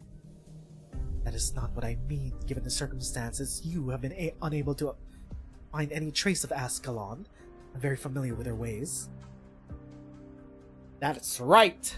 At the end of chapter 14, we lost Ascalon. She fell off the ship while she was fighting with Manfred. What happened? She's wounded. Bravely so. But she has plot armor. She's never used something like that as an excuse to lower her guard. You really trust her? It's hard to say whether I should be happy or worried for her that you hold her in such high regard. Who is helping you with this? Trickster, one of our sharp-eyed sisters. As a technician, she was able to hunt down a few clues I was looking for in Lindinium. Her? I remember you all cherished her and would never approve of putting her in the middle of this battle. And according to the vows made by all you Canoes, none of you should even be here. As I suspected, you know our plight. Her intelligence was right. You have a trail leading to the princess. As I'm sure you're well aware, Dame, I'm the only one who will not and cannot leave this river of blood. Do you still doubt me, even after all I said? Rhodes Island thanks you for your assistance. We will repay the Canoes in kind, just as Theresa did during the Babel years. I will tell you all I know in regard to that princess. There's a vampire princess! Are they related to the Sanguinarch? Are all vampires related? Question mark. Thank you, Kelsey. On another note, while I was in the bowels of the city, I caught a whiff of Dugarel's stench. Well, I would love to help settle that matter for you while I'm there. And I will need your help. I will need help from your people. I'm afraid Rhodes Island does not have any more to spare inside the city. There's a local faction known as Milskar. Finding them should not be a challenge for you. They're close to the heart of the storm, but are determined to avoid entangling themselves with any of the involved parties. Stance you would be familiar with, I'm sure. Okay, so this is taking place while Rhodes Island was still infiltrating the city. Because if Ducarel's around, which means he hasn't been lost to the void yet. We retain shared interests for the time being. If the military commission has other plans for Ducarel's arrangements, they will undoubtedly affect the Ducal Alliance's next moves, or even disrupt the Exemplar's plans to enter the city. Neither Rhodes Island nor Milskar wishes to see such an outcome. You really haven't changed one bit. Did this plan come from you or that commander of yours? It is Rhodes Island's plan. Rhodes Island? Very well. Do send my regards to your commander, though I feel I'm simply another lost memory at this point. Dame, there is a question that's been eating away at me, one I'm hoping you could answer. Aside from His Highness the Regent, I'm afraid you only hold the answer. After all, you were the only ones who made it from the airship. Never mind! Hold up! Made it from the airship. This is post-Londinium. This is when they're still... This is still retaking the city. Duke Aurel, he was lost to the void. What do you mean his stench still lingers? Hold up. It's a question you already know the answer to. Really so important? Of course it is. If one does not see it with one's own eyes, hear it with one's own ears, say it with one's own mouth, then saying goodbye becomes quite a challenge. Even though my heart sensed the echo of the myriad of souls as they left with such clarity, I still ask myself over and over if she was among them. That's right. That's right. The sarcasm purgatory that we know as the myriad of souls has left the plane of existence. They've actually moved on. However, Teresa still has hold of the original Originium. The first Originium.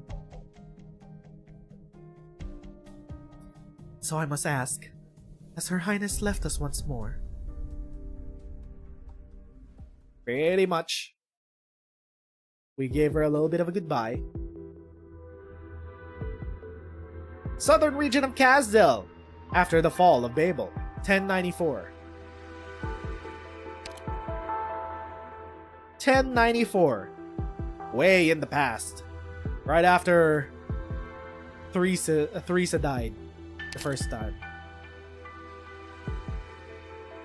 I've left you your life and a knife. I'd say that's a generous price for answering my question. Who hired you to kill me? Few even know of our existence. That either way, so do me a favor and be quick about it. Release him. Who is this?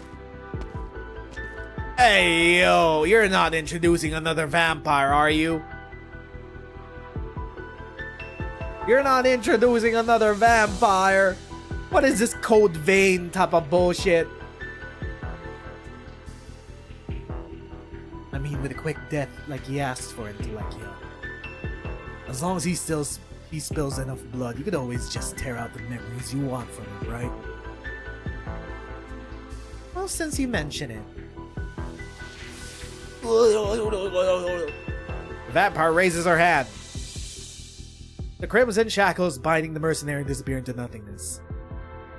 I find I'm rather against that suggestion. No, suck his blood, please, and give us a CG. For no reason. Go on then, mercenary.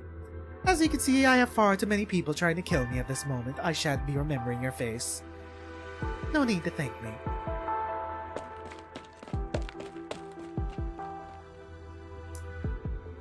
Watching that cringe-worthy performance of yours was painful.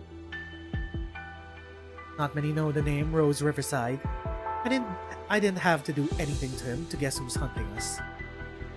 Her Highness has only just left us, and those who have hidden in the shadows for too long are only too eager to act. You played your part well, though, otherwise it would have been such a bother finding an excuse to let him go. Don't misunderstand me. Highness is dead. I have no intention of following the Regent to throw my life away in Victoria. Which is why I found my own way forward. Lets me live. I don't think you're a vampire. Those horns kinda give the game away. It almost sounds like you want to kill me too, Milton. Even if I did, I couldn't touch you, or any of you for that matter. If not, I'd have taken back my sister a long time ago. You'd best make yourself scarce then.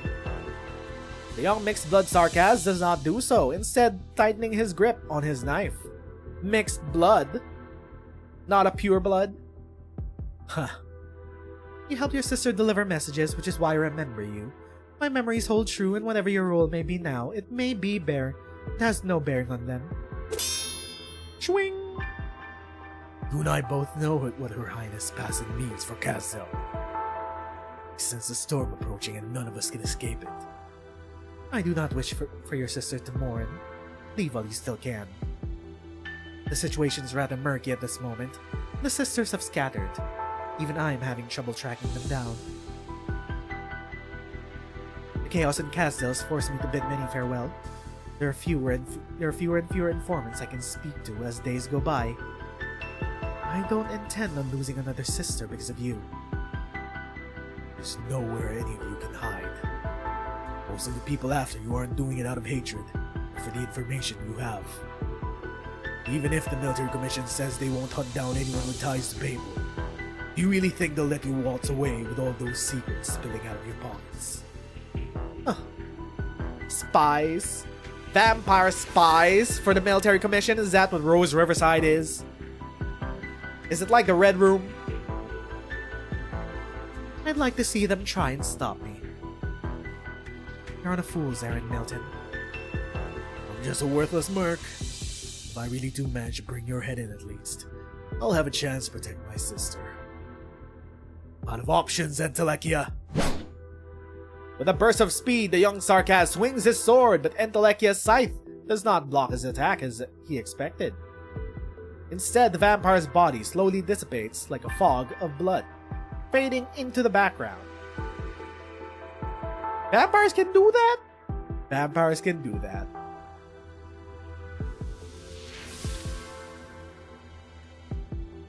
You could have been more honest from the start.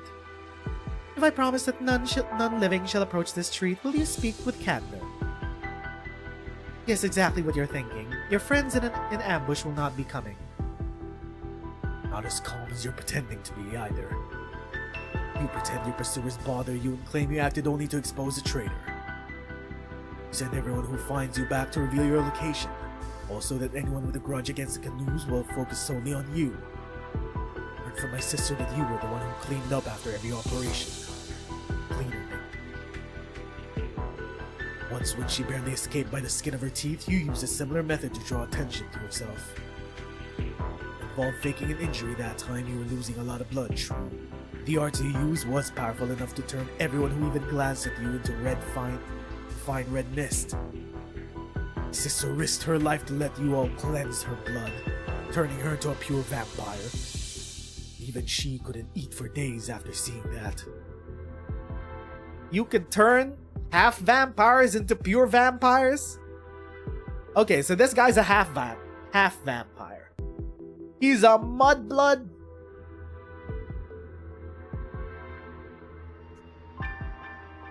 I did endeavor not to splash too much blood. I'm not fond of working in such a garish fashion myself. No, what I hate is your arrogance. You think you bear the entire blood debt of Rose Riverside by yourself? And what makes you say that? If I really were as capable as you claim, I would have held on to my sisters and have them accompany me upon the River of Blood. And Rose Riverside would not have scattered so prematurely. I wish I'd had the time to do more than clean up duty during the crux of the Civil War. I was so busy I didn't even hear the whispers in the wind. That was that. I couldn't save Theresa, nor a single canoe. Even what you're willing to do for your sister now, I cannot do myself.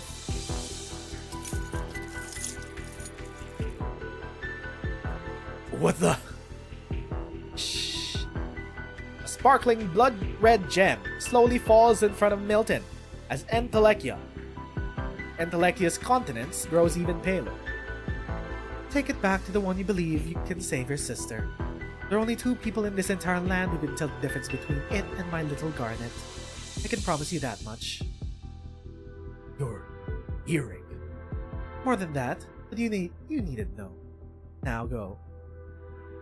Her earring, is it like a Horcrux? I wish you the best of luck, just as I do for my sisters. About you. Judging by what you're holding, am I not already slain by your hand? If you have the chance to see your sister again, tell her I will find that woman, and have her provide an answer to all us sisters. This princess of yours, is she a traitor, a liar, or something else? And she didn't answer. By the time the scent of blood wafts over in the breeze, she was already gone. Thank you.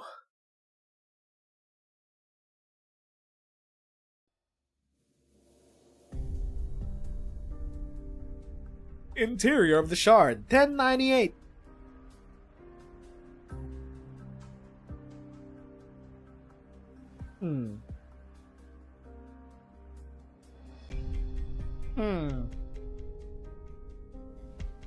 I was thinking about something, but then I lost my train of thought. Can you hear me? I'm inside the Military Commission's command center.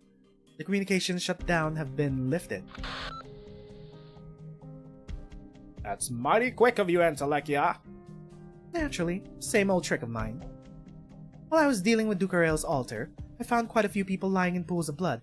Some were closer to the Military Commission than others. There was still information on the command center in their memories. Seems my divination today was off the mark. Today's blood drops were in the shape of those two swords.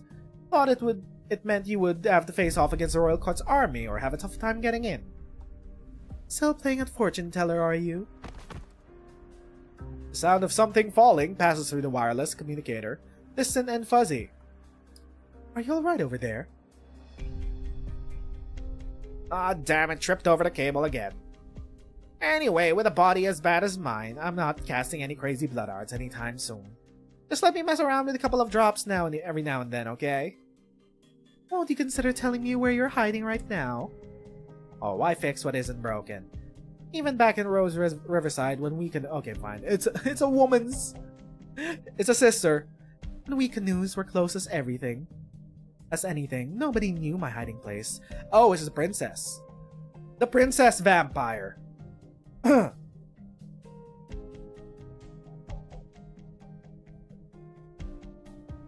You'd let Reunion overthrow a government or two as a treat?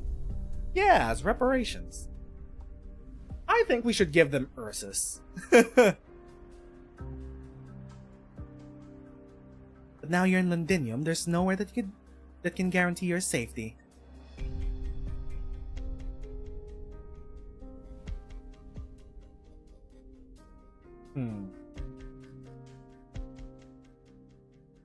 Hold up.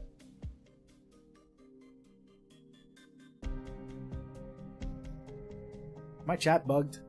I think chat's bugged. It's showing me a message that came an hour ago. No need to worry about me. Found the target to the northeast. Sounds like there are two other teams. Make sure to avoid them. Understood. Or is that not the princess?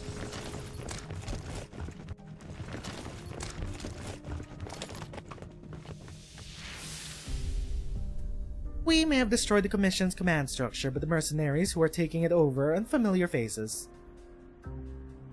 Are you still there? I'm here. Sisters working together just like old times. Yes, just like old times. The three in charge of these mercenaries had some past dealings with Babel.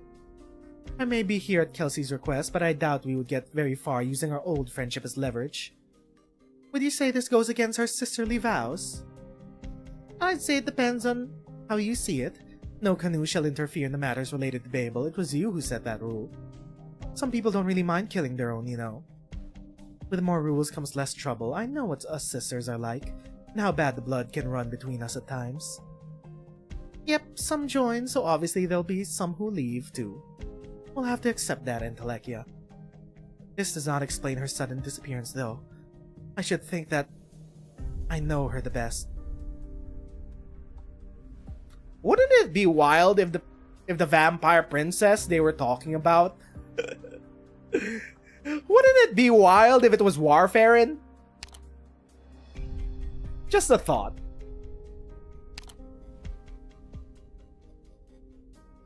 Obviously, no one else has got a single drop of blood on them. Which means her departure was truly without warning, rather than us missing a sign. Sounds like you've doubted yourself.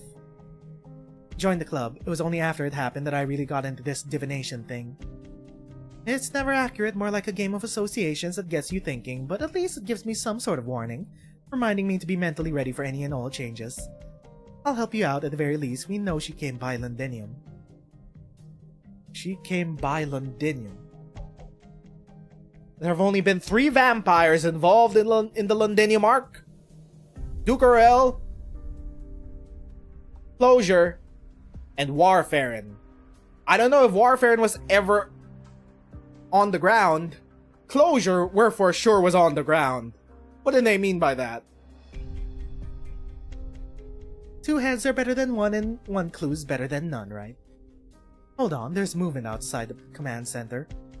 Victorian Alliance troops are locking horns with a group of unknown Sarkas. Those would be the mercenaries who have come to take charge. It would seem they're right behind us. I'll tidy up this command center for them then, save them the trouble for later. Would you mind leading the way? No problem, I'm always here. Voice on the comms.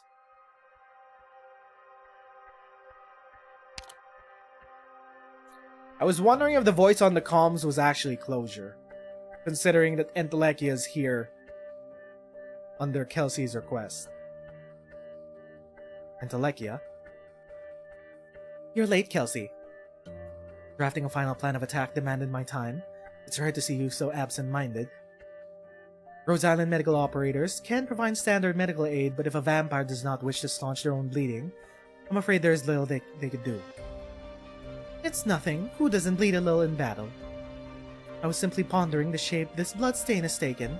It seems like a bad omen, no? Do go on, Kelsey. Forgive me, but as usual, I can only thank you in the personal capacity for destroying Dugarel's remaining art circles and saving Londinium from yet another calamity. To be fair, I only did so out of my loathing for Dugarel. It wasn't to help you, but certainly not to help those Victorians. Nonetheless, your actions helped clear many obstacles for Wishadel and her people. Oh, true. I trust you'll remember my help today, Dame. Naturally, about the information you gleaned from within the art circles of blood, have you told Milskar? Just a hint, but that little kitten is smart enough to figure it out. When the Victorians and Sarkas began hostilities, it was inevitable that some of them would seek cooperation over common interests. This war must end. These problems must be left to Londinium. Victoria itself. Ami and the Doctor are currently fighting their own fight with the Victorian delegation to bring things to a peaceful close. If negotiations go as we plan, all Sarkas will leave at the appointed time. The tragedy of Londinium can end. The more one knows about the past, the more one worries. The more worries it adds to their brow. It almost sounds like you're mocking yourself, oh nearly all-knowing Dame Kelsey. 4 years ago, I found Babel in complete disarray. We may have had our similarities in that sense. Us cleaners really hate having to leave and are disinclined to accept defeat. So I stayed, wanting to piece back together all these shattered fragments. As promised, I've synced what I know about your princess to the frequency band you provided. It's just scraps of information, but it should be enough to help you. Thank you, Kelsey. If you and Rhodes Island still need my assistance, do tell me. Getting all the Sarkas to agree to leave is hardly the easiest matter, after all. There is one thing you must know. The person receiving this information did not respond. Closure managed to triangulate the approximate location of the band's signal, with great difficulty, but our people were prevented from approaching. Huh. Maybe the princess isn't Warfarin. Maybe it's a completely different vampire. No, rather than prevented, they were being distracted. This sort of activity can only mean there are people in the shadows with their own purpose. After me, perhaps.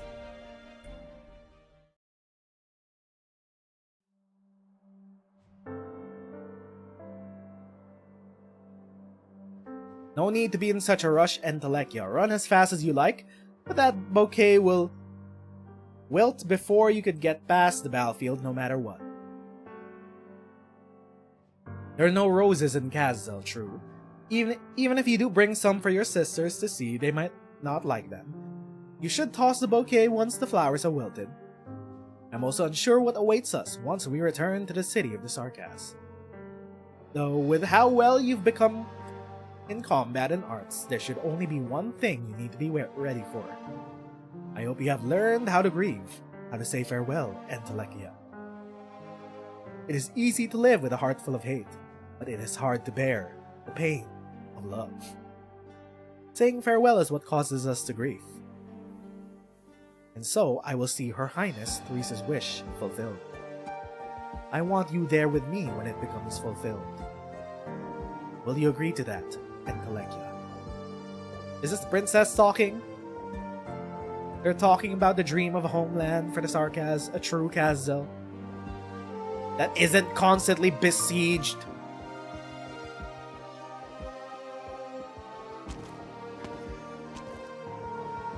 Entelekia enters the ruins.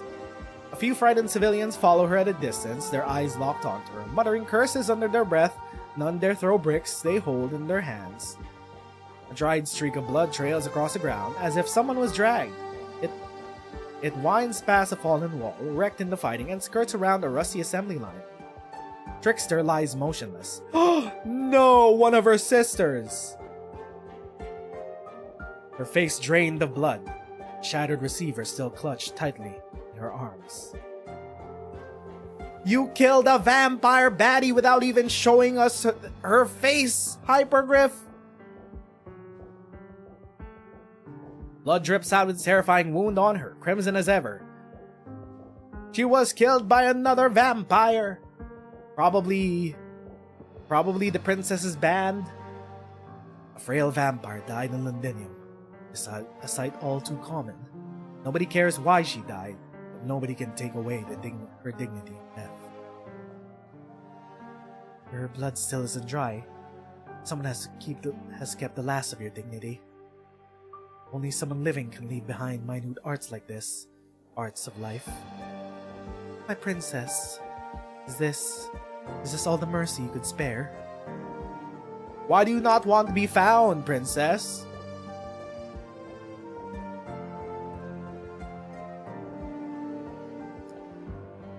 You ended up coming here after all, Entelekia. As her finger dips into the blood, a host of information springs up before her eyes. Through this blood, Entelekia communes with the consciousness of the deceased before it disperses completely. Who killed you? I hid away too long and got hungry. Decided to go out for a walk. Someone hit me. I knew I couldn't escape, so I didn't bother to stop the bleeding. Just like that. As Rose Riverside's cleaner, she has seen too many of her compatriots fallen in pools of their own blood. The shadows of these grisly scenes serve as elucidators of information in her mind's eye, fitting together into a vague memory. Was it the Victorians, or the military commission? No need to be mad at anyone about this. If Rose Riverside hadn't taken me in, a vampire as weak as me wouldn't have made it past the Civil War. You all always said that I was the only one of us sisters with sharp eyes, so whenever any surprises happened, even a small breakdown at the furnace, I'd be the first you all fussed over. That's all I ever needed. I'm so glad I met you all. The memories continue further into the past. A familiar figure steps out of the river of blood, quietly watching them. It is Trickster's memory, the memories of all canoes. As the warmth dies away in the blood, so too does the memory of the dead slowly dry up. Not many canoes have left in them, but none left in silence. None left in silence. No matter how dire the situation, they always spared the time to grieve for a lost sister. At least they did, once upon a time. Wait, what about the people we're looking for? Are you really alright with this? Didn't you want to bring back all our sisters too? She sees no information. There's no answer. Blood. But unexpectedly, her finger touches something solid.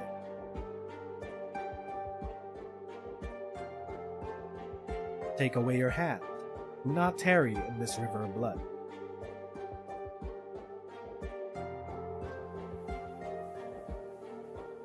Rose petals. She knows this crystal. Of course she does. It is a drop of her own blood, a vow, the beginning of Rose Riverside. There is no information within the pure crystal, merely the lingering warmth of arts. My princess, why did you choose to return this to me now? Why now, of all times? You were here, so why did you leave so soon? Was it because you could not save her? Or was it because of the war that barely ended? Because of all that transpired years ago? Or maybe, simply to say farewell?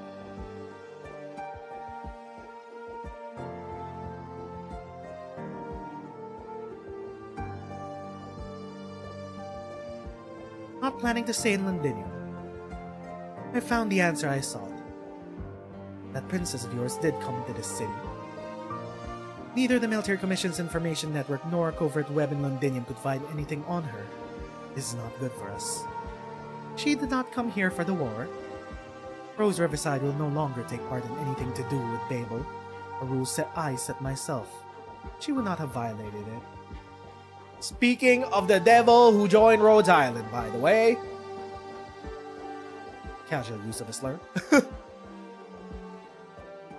Kelsey, she may have simply come to say farewell to Her Highness, or perhaps it was to stop Trickster and I from continuing our search.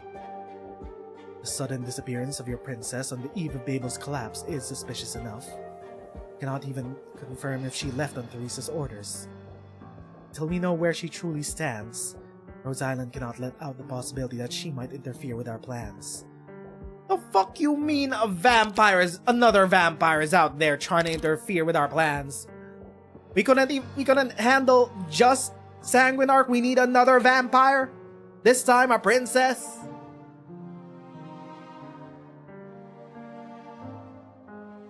Even if I too wish to believe that she has simply come to say her goodbyes. I will find her, Kelsey. The final clues Trickster left for me will be enough. She owes me an answer too. If you need assistance, we are still happy to. I know you're going to say that Rhodes Island wants to help. But Rhodes Island and Babel are very different beasts. I do not wish for Rhodes Island to be ensnared in the past once again. I believe Her Highness would not want it either. Our name may have changed, Entelekia, but our mission hasn't. Rhodes Island will not continue down Babel's doomed path, but we will never deny the ideals Babel showed us. Besides, I want the truth too. I thank you for your kindness. A drifting canoe needs its berth, and for us, that can only be Kazdel. The royal court shaped by Ducarel reeks with a stench that displeases the sisters. No doubt, sooner or later, another vile creature will emerge from his pool of blood. Perhaps I will rope in some other canoes in due time to cross the river of blood once more and return to the city Her Highness built. I foresee Kazdel having even greater need of us in the wake of this war than Babel ever did. I fear persuading those sisters of yours will not be easy, not to mention your drifter of a princess. I believe in the vows of us canoes, even if many of us detest each other. Send this petal of tricksters to Kazdel in my stead, Dame. See her home. She slowly opens her hand, revealing a sparkling red blood crystal. Ooh, tasty. She did all she could to preserve the longing lingering in her sister's veins. You have my promise. Rhodes Island's as well. Then don't blame me when trouble comes knocking on your door. It's been a long time since Rhodes Island was weak as you imagine, Entelekia. We can only hope. Goodbye, Kelsey.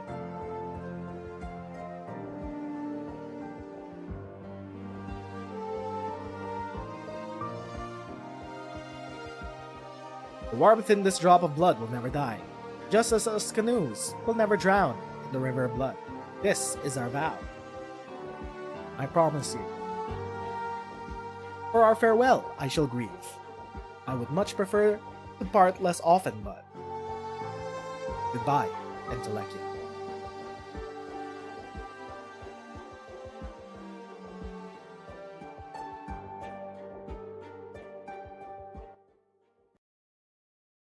Okay, new setup.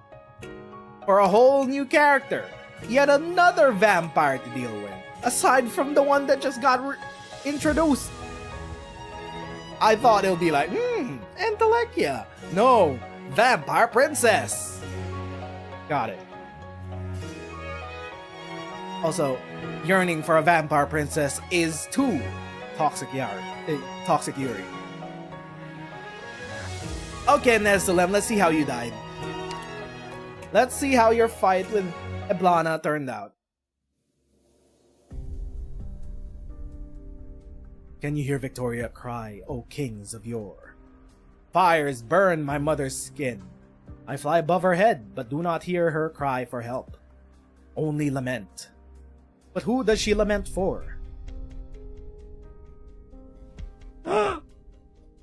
Paprika? Don't bother collecting the bodies of the steam knights and mercenaries. The Victorians already built this tomb for them. I know, Ines, but...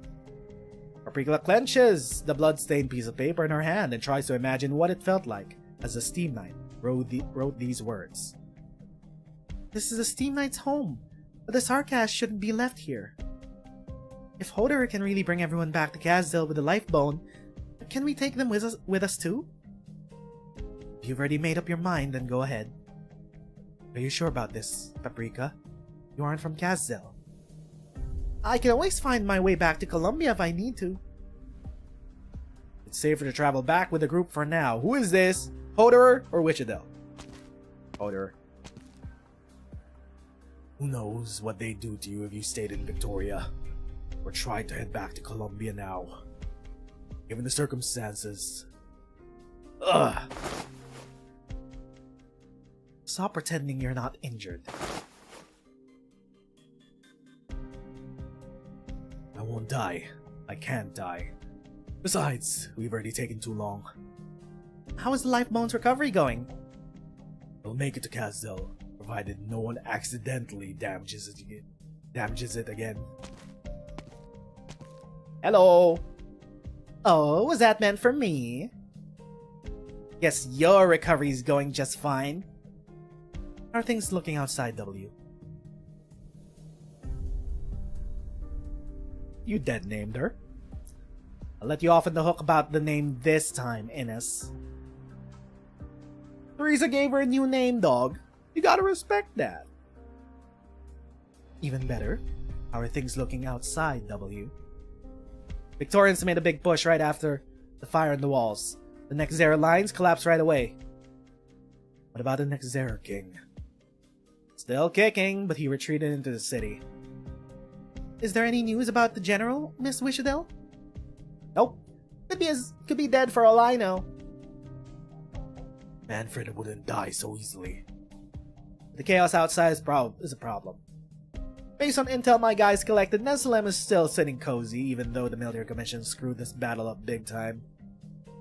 And while I'd love to blow Teresa to smithereens, I gotta admit, he's a cunning enough bastard that there's no way his forces would back down that easy. I'm thinking your plan needs to be moved up, Hodor. Lifebone is ready. Whatever the region is scheming, we should prepare to leave with the ones who've been dragged into this mess before the Sarkas purge begins. I thought the Victorians would let them go on easily. I know, but... Since when did we need the Victorians' permission to do anything? I got an idea. But first we'll need to capture the Commission's command center. Say, in the name of Babel. You guys just wait here for my orders.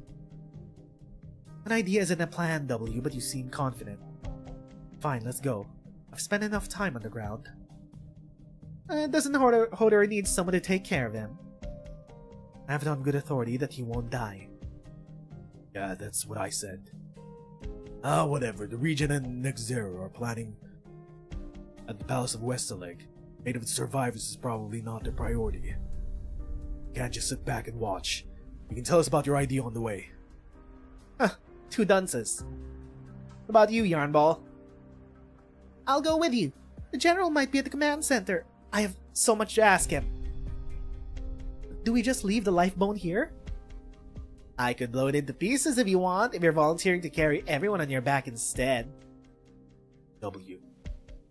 It's Wichadel! Don't worry, Yarnball, no one will ever guess us here. If anyone dares get close, my guys will take care of them. Which of those surveys the resting place of kings, now barely recognizable rubble? Besides, what's a better place to hide these pile of bones than a graveyard?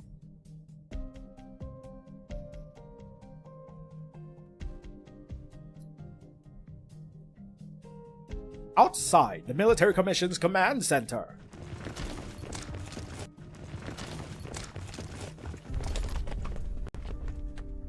Are we gonna find out that it was Wishadel that killed Nezeru?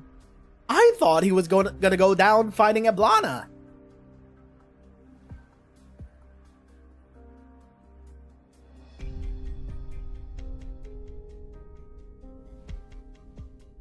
Found a way in yet? The Ducal Alliance's army is surrounding the place, but they don't seem to have any intention of attacking. What are they doing then? Out for a picnic? Defending this place was so important to the general, how could... Ooh, Mr. Trilby Asher. The general. You mean that devil by the name of Manfred? Afraid he fled with his tail between his legs, abandoning all of you. His Grace was right. The Military Commission spies do come through here. Who the hell are you calling Commission spies? Not your enemies, we've come to end this war. I've read your file, Sarkaz. The right hand of Manfred. Your word can hardly be taken at face value. And maybe you've also read about how I escaped from Manfred. I'm afraid I lack the patience to read through the files of every insignificant devil. Come on, dog. We just had a small little strike team here to take out Nezeru. Don't get in our way, man.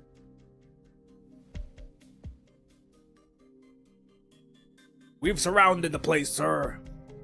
Eliminate these Sarkaz spies.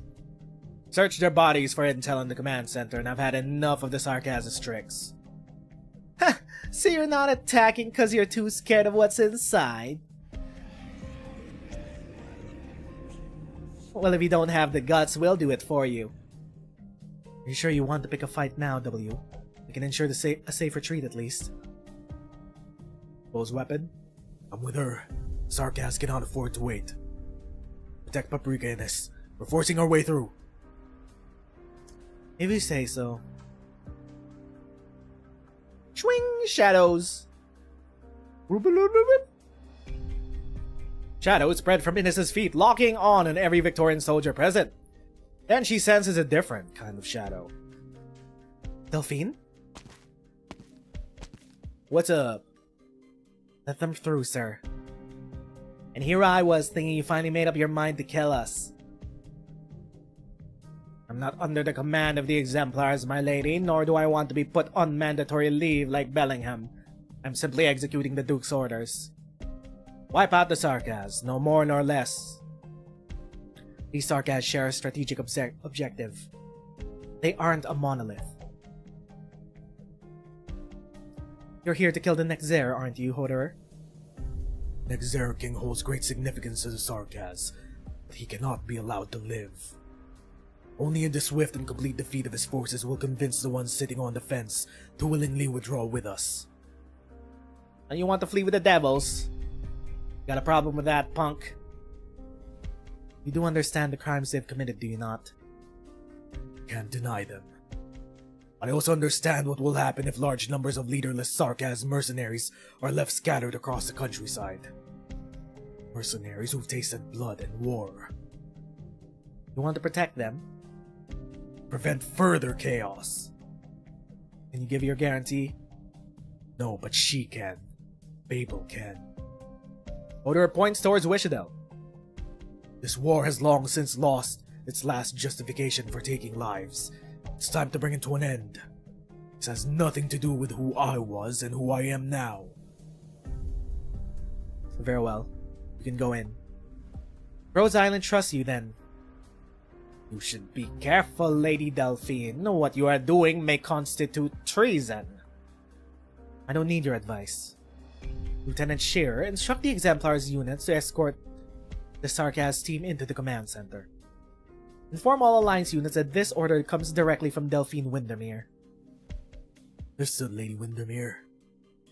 I hope you will be ready to answer for yourself when the Dukes hear about this. Yeah, we're probably gonna get a Delphine altar sometime soon when you return to... When you return to Castle Windermere. To reclaim your land. After your own ship abandoned you. Surely, we're gonna get a Delphine altar, right? We can't possibly waste a 10 out of 10 design on a 5-star? That's useless? I have even more reason to hate the sarcasm than most of you, but I don't let it blind myself to the current situation.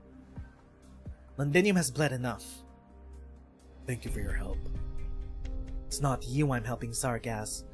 Go end this war. As for you, sir, you can either continue this staring match with me, or we can both go back with our men and prepare for the next battle. Or do you need to call the Duke of Castor for instructions? No need for that, Lady Delphine. Her Grace has granted me discretion. I agree this is not our battlefield. I will, however, report all the facts pertinent to this incident to Her Grace. Suit yourself. While you're at it, send her my regards and a promise from the Exemplars. When the horn of the final battle sounds, the Exemplars will be the first to answer.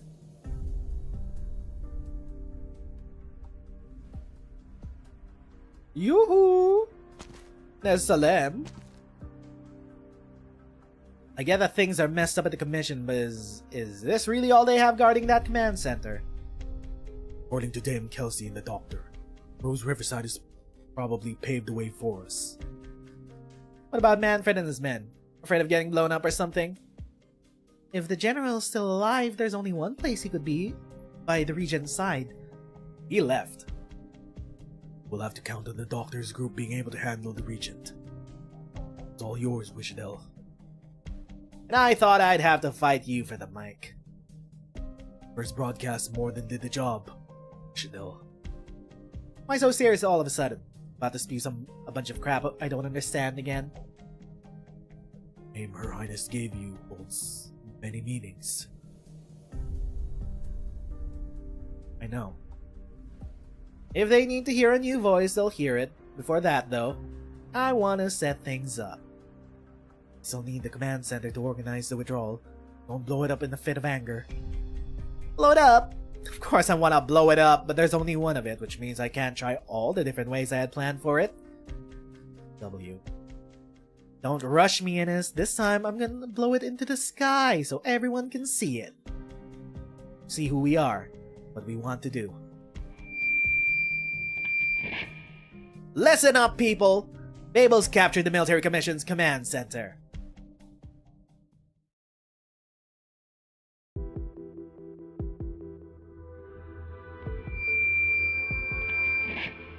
Those bastards don't know their heads from their asses right now, and nobody's got it in them to help out the crusty old Nezeru king. So quit wasting time and get those feet moving! Believe me or not, and whatever, just step on the gas and get it over with. Oh, I'm just saying, don't forget to keep your eyes in the sky.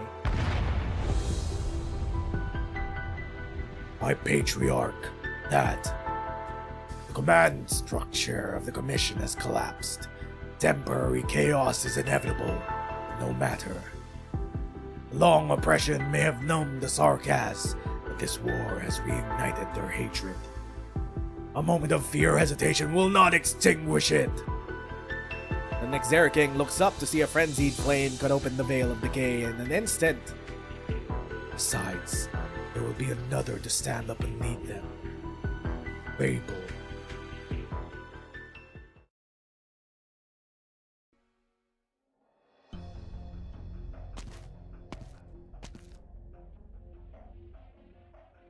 Hello there, random mans. The first time I saw Palace of Westerleg was 15 years ago on a 50-pound bill. It was the first time I held a wrench in my hands. First time I held money I'd earned myself. I rubbed the bill with my numb and tired hands. The factory door began to close behind me, but I felt as though the door to all of terror was being opened before my eyes. A place that seemed so far away. A place where kings once sat was right there in my hands. Who is this guy? Big wrench. Why'd we stop? The area ahead is shrouded in fog. Captain Horn's orders are to halt the advance until we figure out what tricks the Nezeru are up to in there. Look at all of the pretty patterns on the tiles beneath our feet, though. We're close to the palace. Patient. Grab a proper weapon from camp. Sarkaz protecting this place are the worst of the worst. A wrench isn't gonna cut it. This wrench has smashed 5 Sarkaz skulls just on our way here. I can do it whether you believe it or not. It's been 15 years since I felt like this, but now I feel like I can take the palace. Nezeru King be damned. Brother, you just set up a big red flag. Wait, shush. What is it? Log. I'll report in. Find a safe place to hide. You set up a death flag for yourself. You hear that sound from inside the fog? All I hear is the wind. Same sound as when I forgot to shut the gym's windows at night. If it's the wind that's blowing against something, a flag or clothes, tell Vina. In an instant, innumerable tattered rags rush out of the fog, drifting across the sky above the city like a gray-white tide. There is cloth freshly torn from clothing, and there are banners woven by hatred over millennia. They have wrapped generation after generation of Nezeru warriors, hiding the rot beneath, but they fly freely in the sky, inviting all they touch to walk into decay. Bloody hell, I can't free my leg! I got you! Get away from the cloth. I'll cover you. They'll corrode any weapons they touch. Melee units, pull back and let the casters deal with them. 1st and 3rd caster battalions, volley on my mark.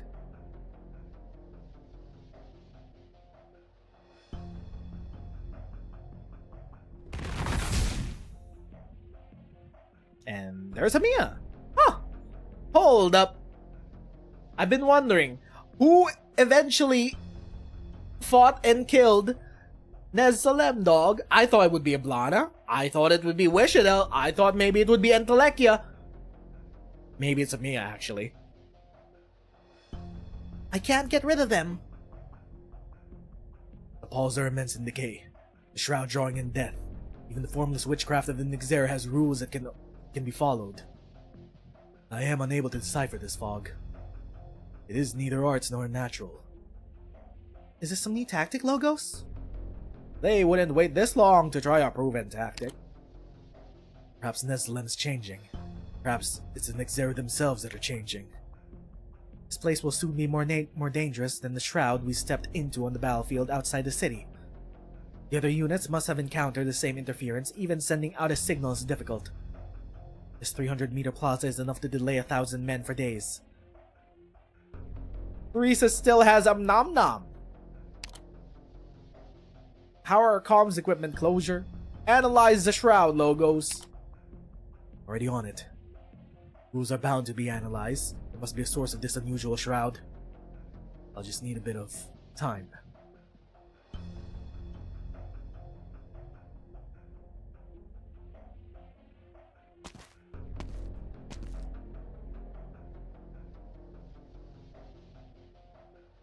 I never told them that I never killed anyone.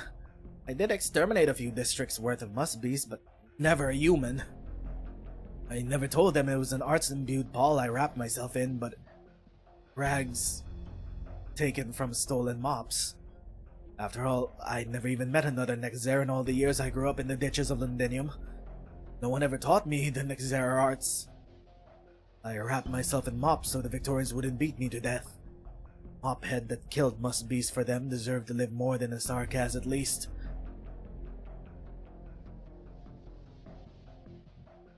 Mophead? Why are you ripping the cloth off yourselves? Our patriarch says we need no longer hide the decay. Should I rip mine off too then? Of course, child. Why doesn't it fly away like yours did? I'm missing some arts. Feel the decay within you returning to the land. Feel the withered life returning to your body. Then, rejoice. So I should rejoice. Rejoice!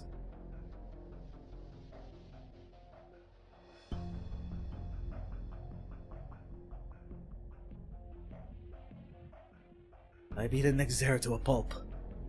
They said the Nezeru could never be truly killed, so I kept swinging my wrench like my life depended on it, even though the one beneath me was no longer moving. This ugly frame was frailer than I imagined.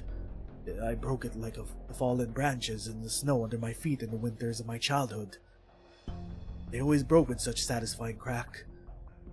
Was the war answering my courage? Like the feeling.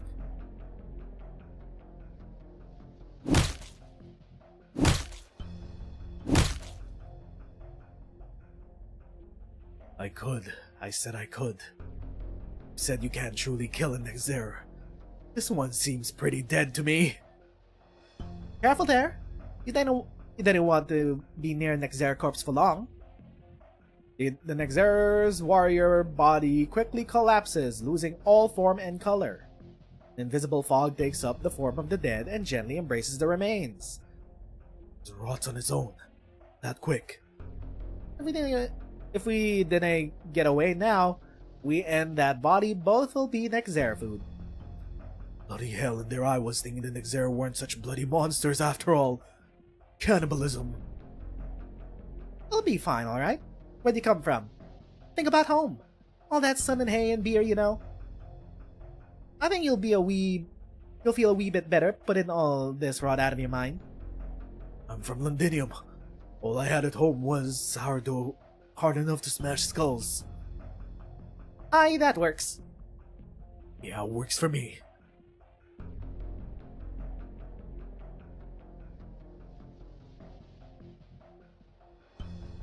Death and decay are defined by silence. Never thought the Sudarum could operate so noisily. No longer do the Nezeru try to keep their nature in check. They're allowing decay to run unchecked. Meaning, it'll be harder to stop the spread of rot. A pair of hands cannot stop rushing water. But they can easily spray the water further. What if we diluted the rot, Logos? Thinking emoji?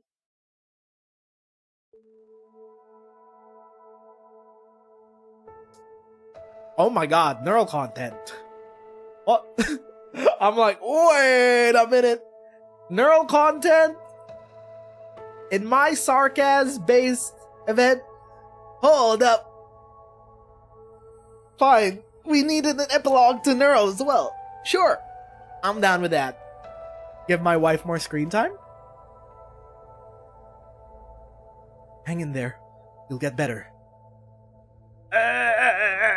Do I look like I'll get better to you?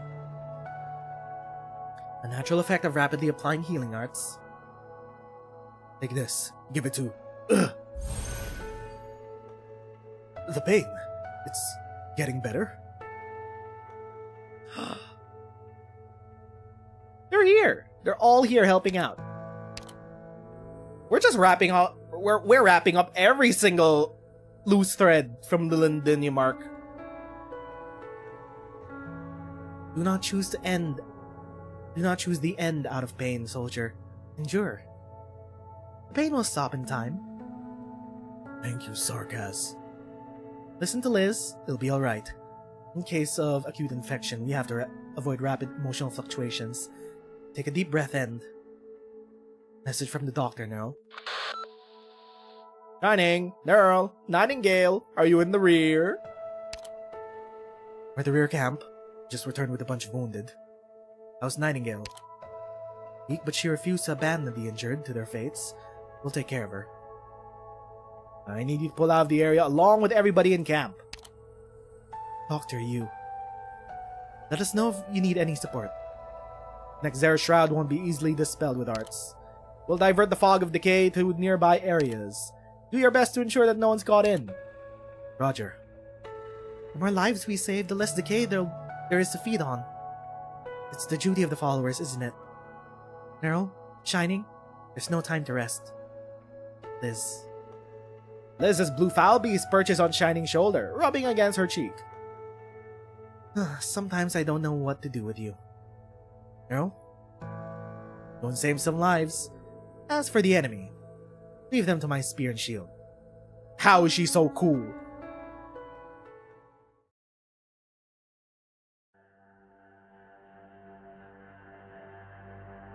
Buzz buzz. Buzz buzz buzz buzz. Wow, I never knew the fog could be so noisy. Interference is too strong. Might be easier to yell than get a signal through. Oh my god, we got everyone! Everyone's in Londinium now. We can't place the repeaters directly on the ground. The fog eats away at the antennae. If we put up a shield... No, with interference like this, that just block whatever is left of the signal. What if we carry the repeaters? Fog won't eat at the equipment as long as we're still alive, right? Closure clenches her comms terminal tightly, but she can feel the pain of its metal corners biting into her skin fading away. Her limbs are becoming numb. The fog clings to all life equally, inviting them to join the procession of decay. She knows what Fang's suggestion implies. She wants to reject it, but she does not. You go. I'll stay here with the base station.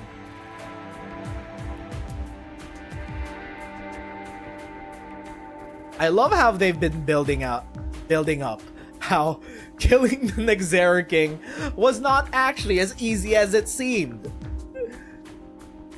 It's like, by the time we got to by the time we got to Siege's epilogue, it's like, wait, the Nezeru King just died? We never got to see the fight? Nope, there was a whole build up to the fight. I'm not going down without a big epic climax. Think, Closure, think. If this fog is from Nezeru arts, then that just can't be meaningless noise. Identify the pattern, and we can filter it out.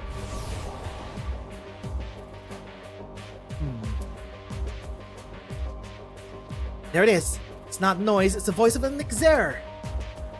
Even if their flesh is decayed, even if their consciousness is long faded, the life force of the Nezeru continues to sing in joy as they return to the cycle.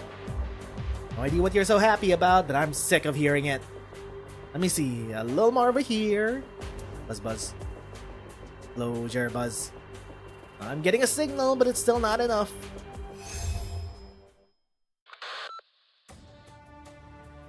Misery! How about this? That's what I'm talking about.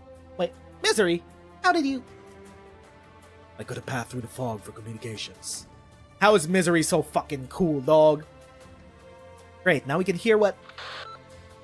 Third Caster Battalion engaged the Nezeru emerging from behind the lines. Don't let them cut us off from the exemplars. The weight-bearing structures of the corridors at the sides of the plaza are heavily damaged. They're about to collapse. Watch out for falling debris! Full battlefield. It's connected. Oh my god. During the Londinium arc, this was Closure's contribution, connecting all of the battlefield. There was a Rhodes Island team that died for Closure, setting this shit up outside, and now we're inside, all connected.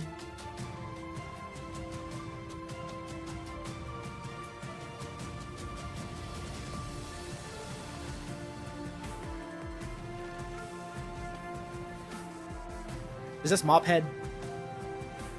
Well, now I have killed a Victorian girl wearing a bright printed scarf on her head. Her scarf faded and her complexion twisted before my face. She became no different from the most beasts I killed, only bigger, more hollow.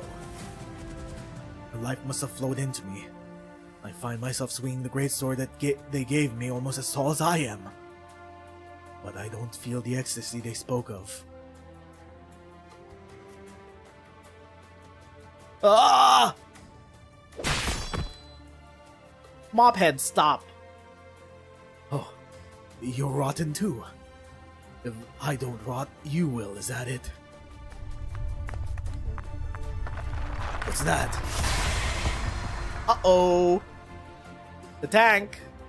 Here's Granny. The massive explosion almost ruptures the young Nezeru's eardrums. A massive suit of armor flies past him. Never mind, not Granny. Steam Knight. It's Sir Charles. Oh, he's gonna get a pile driver through the head from Sir Charles. The fog gently picks away the broken limbs the armor is wearing, pale fragments dispersing with the steam. Several pseudorems fly towards it, their swords making screeching sounds in the metal, piercing the dull thud of originium explosives. Metal, shell, decay. The young Nezeru has no time to look back. Heavy metal legs break the fog in front of him, blocking out the already dim sunlight. This is so armored core, dog. How many years do you think it took us to build the crawler? You think we just let you eat it? Granny! Armor plate to the port side foreleg. Does the main gun still turn? 2 o'clock. Fire! Blast a path through the suit room from the steam for the steam knight. Feist is piloting the tank! The young Nezeru falls to the ground. Cold blood immediately seeps through the remaining mop cloth, as though he was born to wipe such filth. Why was he born too? He has no time to think about it, sir.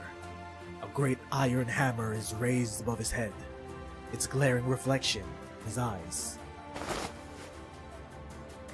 No, no! I don't want to! You don't want to die? Siege? A tide of rot rushes past him and the hammer falls to the ground as scrap. Oh. My patriarch! Nezeru! The final stand of the Nezerus. I am sorry. I didn't. Please don't punish me. I'm not a deserter, You have yet to fully comprehend the war. Then you are no deserter. It's not yours to give up your life so easily in. Your war has yet to come. Go. Oh, he escaped. Mophead escaped. Fog. It's fading. More and more wounded are being evacuated before they die. The Nezeru are being deprived of the rot they feed on. Disperse. Fog is thinning. I can breathe now. Wait, you couldn't breathe at all this time, Doctor? Why didn't you say anything? It wasn't that bad, it's just better now. That won't last for long. Shining reports of fog has been diverted elsewhere is returning. We must move. Doctor! Monster. Perish. Feel a sense of deja vu. It is not that any memories came back to you, it is that, once again, you sense how tiny and frail your life is. A blade of grass in the wilderness. What is one blade, or 1,000, in the presence of death? You will all become nutrition for next year's sprouts. The tide of rot crosses Amiya's black curtain, Monster's massive frame, and Logos' wall of incantation, rushing towards you. The next instant, it comes to an abrupt halt. Holy shit, he just teleported right in front of Doctor. It is you. It is me. You have kept your promise. Huh? Hey, yo, what do you mean? Have you met us before? Have you met Oracle before? Monster, structural fortification. Protect the Doctor. There is no need, damn. I shall not fight you here. Even though this is a battlefield? Precisely because it is the battlefield. You do not belong on this battlefield of mine. Every second you spend here is an insult to it. War doesn't belong to anyone, it only destroys everyone. How arrogant! No matter, this war has nurtured me. This war I have nurtured is now over. Even if it has cycled back and forth for 1,000 years in the most uninteresting manner, even if the pain it gave rise to became numbness, this war has achieved its goal. Now the Sarkas are masters of their own destiny. I am Nom Nom in Thresis' hands. Thresis? No. The Nom Nom is in the hands of all Sarkas across the land for 1,000 years. From this war they will come away with power, freedom, the future. What is left for me is the purest afterglow of war, one that knows no purpose but war itself. There's no purpose. Why do you... Outblood child, so eager to put a stop to everything you do not wish to see. If you see war only as evil, suffering as only a mistake, sacrifice as only a waste, then you can neither bring destruction nor rebirth. Should I take this as the god of war advising the king of Sargas? Very good. Finally you call yourself king. But it is not advice. My war may have won the Sargaza future. It is not my place to dictate what it is. My place is only to fulfill the nature of my being. Spread decay. To me, decay and rebirth are one and the same. As for you, ageless dame, outblood king, and you, it is not my place to judge you. Go. Maurice's awaits. Behind the Nezeru king, the ranks of Sarkaz part silently. They reveal a black path between white shroud, white bones, and white paw. Doctor, only by taking down Theresis and Anamnam, we will truly bring an end to this calamity. We're with you, Doctor. This is the moment Rhodes Island has prepared for. There's no need to hesitate. And the Nezeru king. My whistle shall disperse the fog. We triumph.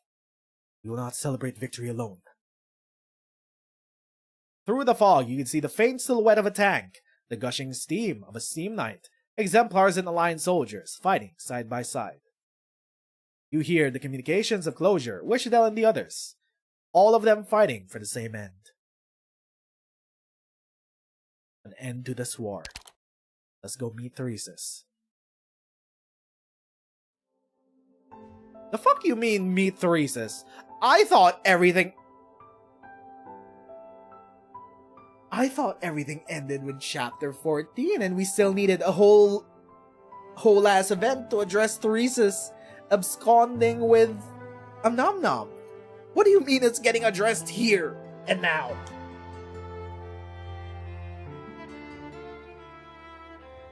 We have crossed paths, crossed the waters of death, Afanil, witnessed the dim candlelight of the other side. Go, do not wish to fight you. Sing once more when all decay is returned to soil, when all drums are silent. Your end does not lie here. Banshee shakes his head and says nothing. His bone pen floats up in front of him. So be it. Okay, so it was Logos who had the final fight with the Nezeru. I do not envy Lakaramaline. The Nezeru king spreads his arms wide. The Banshee begins to move his bone pen. 1,000 branches rise from the Nezeru, form the flesh, blood, and bone. 1,000 incantations are etched by the point of the Banshee's pen in opposition to this decay. 1,000 branches spread out to the battlefield. Every Nezeru corpse they touch, from the eternal remains of the ancient Sudarem to the yet unrotted flesh of the young Nezeru warriors, blooms, flowers of decay. Once again, the Nezeru rise from decay. Once again, the fearless charge forth in the incantations of the Banshee. Of course it would be Logos. Who else would it have been?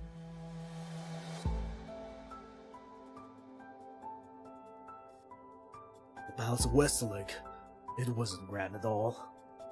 In fact, it looks even more decrepit than what we saw on the bill 15 years ago. The blood and flesh covering my hands feel more real. I stopped counting the number of sarcas I put down. It's been a lot. As my wrench broke. I see him. That must be the Nezeru king. Wait, this is as far as I can go. You can't charge in barehanded. Take the sword. No, man. Let Logos deal with him. You're outgunned, outmatched. The size of kings. Oh yeah, they were passing around the size of kings. in the battlefield. Wait a minute. Hold up. Is he actually gonna kill the Nezeru King? This peasant? My daughter liked to rub my arm when I was lying face down on the bed. She said it was fun because my muscles were so hard. I would pat her shoulder and tell her she could become just as strong enough to lift a whole pile of steel bars. Holding the sword in my hand, I stab at the mountain of branches under me, climb it. How do I reach an enemy floating in midair? Steam Knight! For Victoria! See the Steam Knight charge towards death. I hear a sharp whistle in my ear. Feel the ground tremble from the guns of the tank. The elusive, terrifying white figure in the sky stops for an instant, then the Steam Knight dives from the sky, sending the Nezeru King crashing to the ground. He's so close.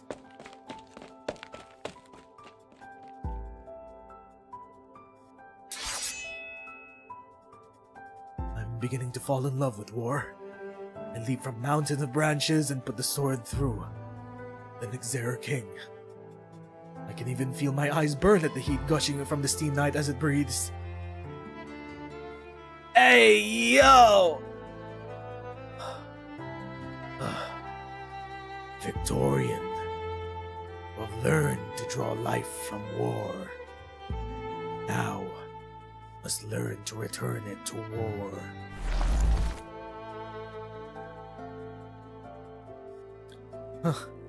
It was no use at all.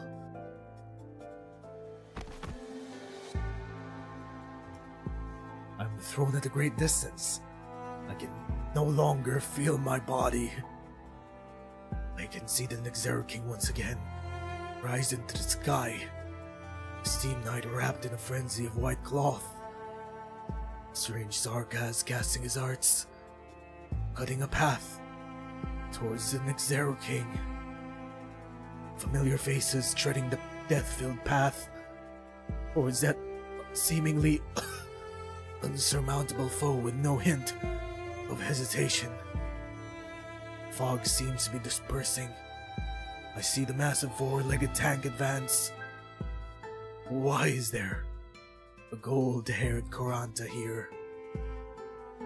What are those strange contraptions that have appeared on the battlefield, making a strange sound?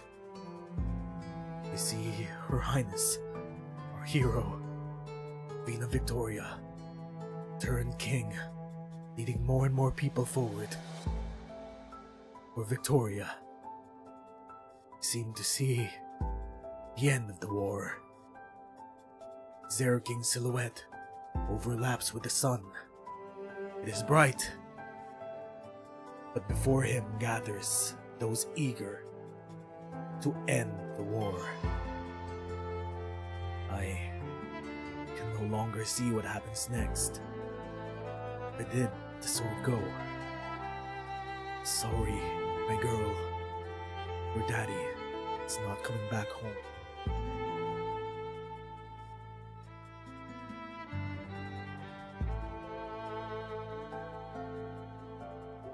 Flashback. So you've chosen the ants to answer Theresa's call to arms. Even though the war will destroy you. Has your crown shown mine end, Your Highness? No. You simply understand full well that the only end of war is destruction. What is there to fear in destruction? The first Nezeru learned our purpose when we rose. He rose from the ashes of war. I am the end of all things. Great boulder of war sits above our heads, the slope of time. All we can do is push it with all our might. This time, however, Rhesus has promised me an end to the cycle. As had you. Do you remember? I do, at the founding of the military commission. But we have found another path. Then prove it to me, Your Highness. I will wait. Even if you do not find your end. However, I will carve out another path for the Sarkaz. I can see your emotions. You are excited about this path. I've waited for too long. Since that war 200 years ago. Farewell, Your Highness. I will witness the conclusion of your dispute with the Regent. Babel will return. I have never doubted it, nor have I doubted your promise. Farewell.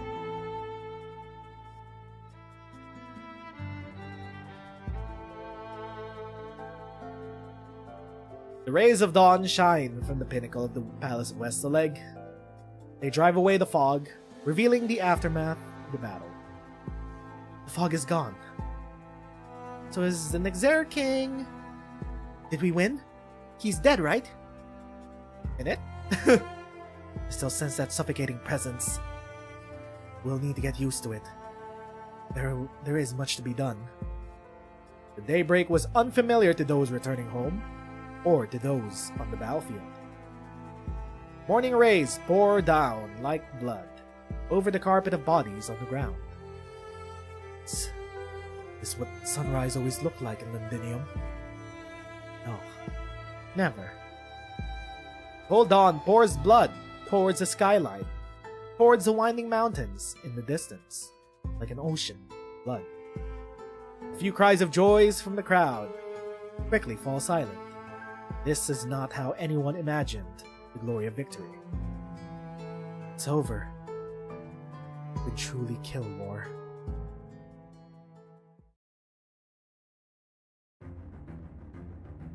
Meanwhile, back at the Duke of Wellington's ship. No one can kill war.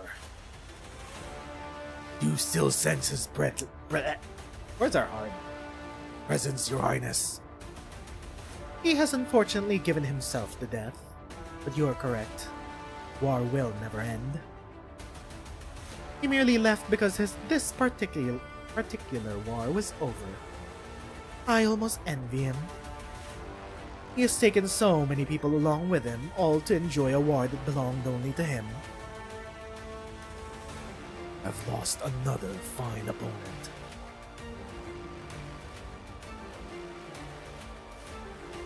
The fuck, man? You two couldn't finish off the job when you first besieged the walls? Guess the old man really is dead. Don't worry, we'll see flashbacks of the old man once we get to the furnace. We get back to the furnace with the revenants. We'll reminisce about the old man sooner or later. No time to mull over it. Taurians could begin their purge at any moment. There's a lot in your mind. It's just something I'm not sure about. This feeling that when the next war is to change the history of Terra comes. Huh? No. I'm probably overthinking it. Was that a little tease of things to come? A war is brewing. A couple of wars. Involving the demons, involving the Sarkaz, involving the Sui. In the silence, only the lonely sound of a bone whistle reaches the pitch-black underground throne room. It is the Banshee's elegy for the dead. Nez Salem is dead. Is the regent gone? Did you hear it? What is your true plan? There is no answer. The regent of Kazdel, the one who began this war, is not here. He closes his eyes and seems to see a river of blood flowing towards the sky. Ascalon, where the fuck are you, and why didn't you finish this man's off? Manfred cannot even tell what became of the Sarkaz here who left so many legends behind. But he sees an image in his mind's eye. When the fires of war once again ravage Kazdel, death shall emerge from the mountains on the skyline. Rip in piss! Nez Salem. Oops, misclicked. Now, time for the final chapter. All the Unrevealed. Surely it's time to address Theresis, and surely there won't be any large lore bombs that happen here.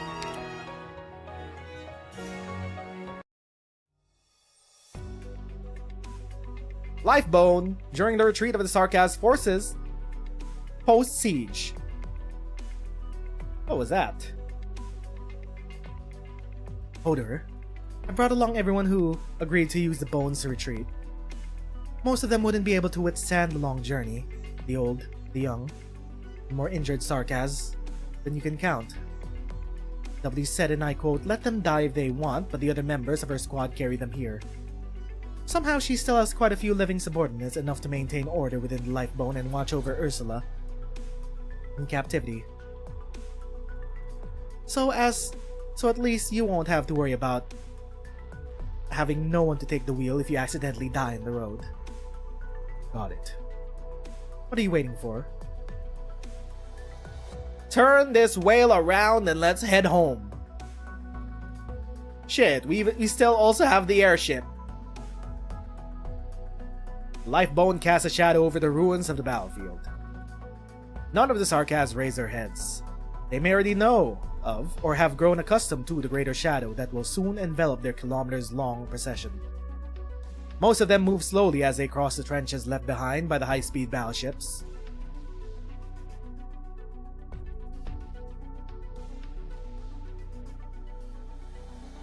I was just thinking. Look at how long the line of soldiers is. We've all traveled the road from Kazdel to Victoria before. We all know how long it is. But if the Victorians break their word and open fire on the retreating Sarkaz forces, there'll be nothing you can do about it. Yes, that's how it's always been. Maybe not immediately, but after the signal we send to all of Terra, your nation will be forced to respond. Are you sure that will work? Such a blatant retreat back to Kazdel will probably cause many countries to panic. But there really is no better way. Our squad must continue to present the strongest possible front to all factions. The moment we lose strength to wield our weapons, we'll be devoured without a trace. Same goes for the new King of Sarkaz. We must seize the initiative here. The airship in the distance is faintly visible through the bones. The ship's cannons remain locked in targeting mode. A massive catastrophe cloud still hovers around the ship, following the Sarkaz forces as they retreat. A little contingency. If you attack the Sarkaz, let's just say a catastrophe will meet you at the front door. But there's something else that's got me very worried. Are you sure it's a good idea to have W guard Manfred? Oh, they have Manfred. Ascalon, where the fuck are you, and why did you disappoint me in murking this dude? She's the best for the job.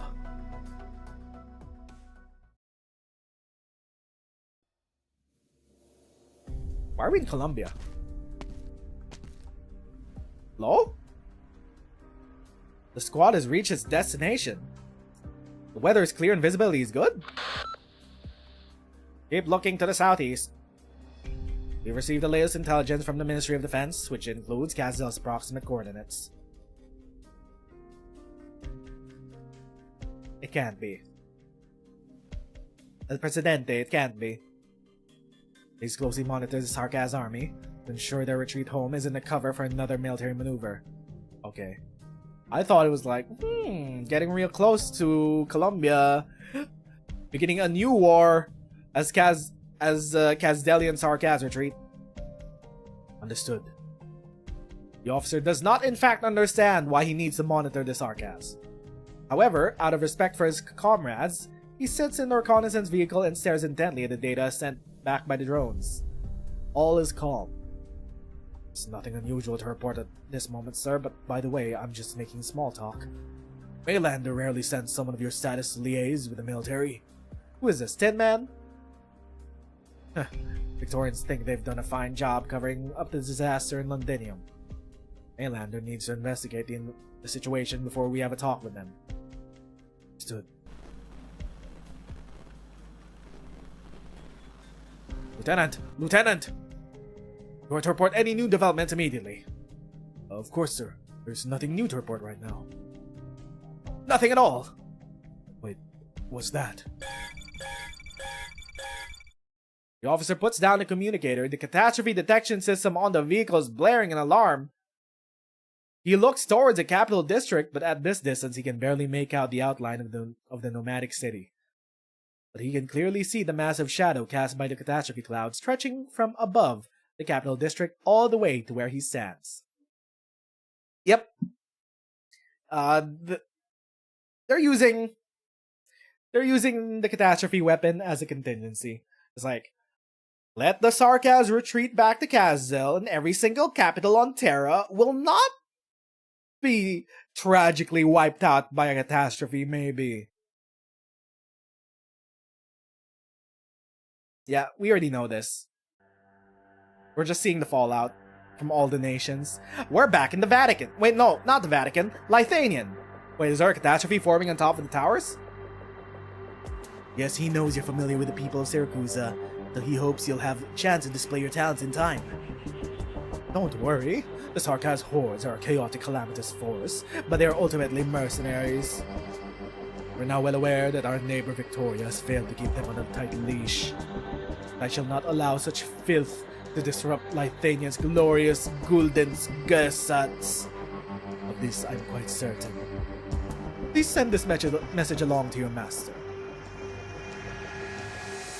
Noble's interrupted by a suddenly darkening sky. Oopsies! Did we drop our catastrophe at your doorstep? Oh, what's going on? Come inside with me now, sir. It's a catastrophe. Okay, we're setting up to which capitals on Terra the catastrophes are forming. A little contingency. Contact the base for further orders. Damn, we've got no signal. What the hell is going on? Push the fleet forward. Full throttle.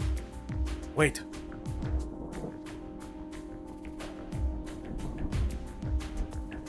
The data from the catastrophe detection system sends a chill down his spine. The cloud has stopped expanding, just as suddenly as it appeared a few minutes ago. A strong wind blows originium dust up into the sky, but it doesn't fall back down. Then the cloud starts to dissipate as the sunlight peeks through. Can you hear me, Lieutenant? Yes, sir. The catastrophe cloud appeared out of nowhere, then there were no signs at all before it happened. Of course, this was meant as a display. A show of force to intimidate us. Think the Sarkaz troops did this? Mainlander no longer requires your help with our investigation. Please withdraw at once. Of course, do not disclose any of this information about our cooperation. Yes, sir. May Terra bless us. Look, man. We finally have mutually assured destruction. The Sarkaz can finally have true sovereignty on Terra. It's nuclear sovereignty. You wouldn't want to mess with a nation with nukes, would you? No. At a time such as this,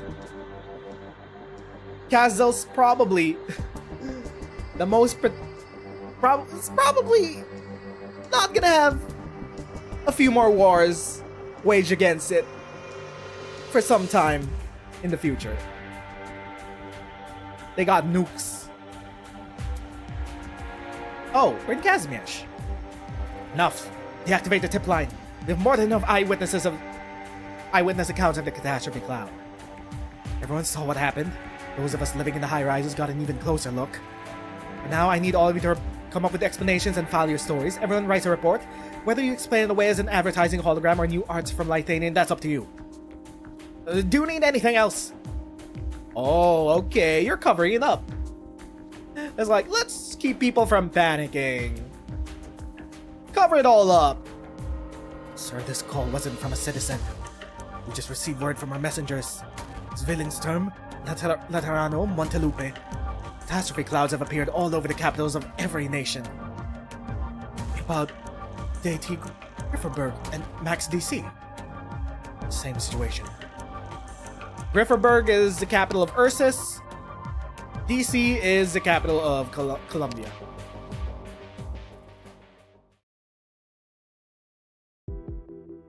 Nothing above Ager.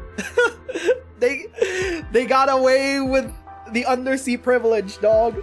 Undersea privilege, not affected by catastrophe or Urginium whatsoever. Not threatened by the sarcasm whatsoever. Mainly because the Aegirians think mortal squabbles on land are beneath them.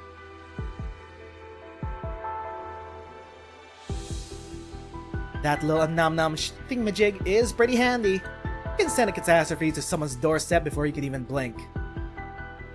No wonder Doctor and the Hag were so nervous when we came to take it away. Little Bunny insisted on tagging along to keep an eye on me. We're letting Kazdel keep it. We're letting Kazdel keep it as a nuclear deterrent. Real talk? Hot take. I'm fine with this. With true nuclear sovereignty, Kazdel can finally have the strength to protect its lands, to protect its people. I'm fine with this. They've been pogromed for so long in the entire history of Terran civilization. I'm fine with this, man. As long as they're no longer doing the imperialism and the colonism on other lands, we're good. We're good. No more occupying territories like Londinium. Keep your nuclear deterrence, and I guess the rest of the world can finally leave Kazdel alone. What if we just destroyed every capital of the core all at once? While it may indeed be able to rain down disaster on those nations, that doesn't mean it can destroy them. True, actually. It can destroy infrastructure. However, nations are a concept. Peoples are a concept. I have no doubt that doing so would bring nothing but retaliation against Kazdel. Yeah, it's mutually assured destruction, dog. You can't be the one to fire the nuke first. It has to be retaliation. Our history has repeatedly proven this, even in the earliest records. It would be unwise, Wishadel. In fact, you must use Namnam sparingly. The strain it places on the mind and body is even greater than I imagined. So it was Wishadel using it? But where's Theresis? You just experienced that pain firsthand. You don't get to tell me that, Manfred.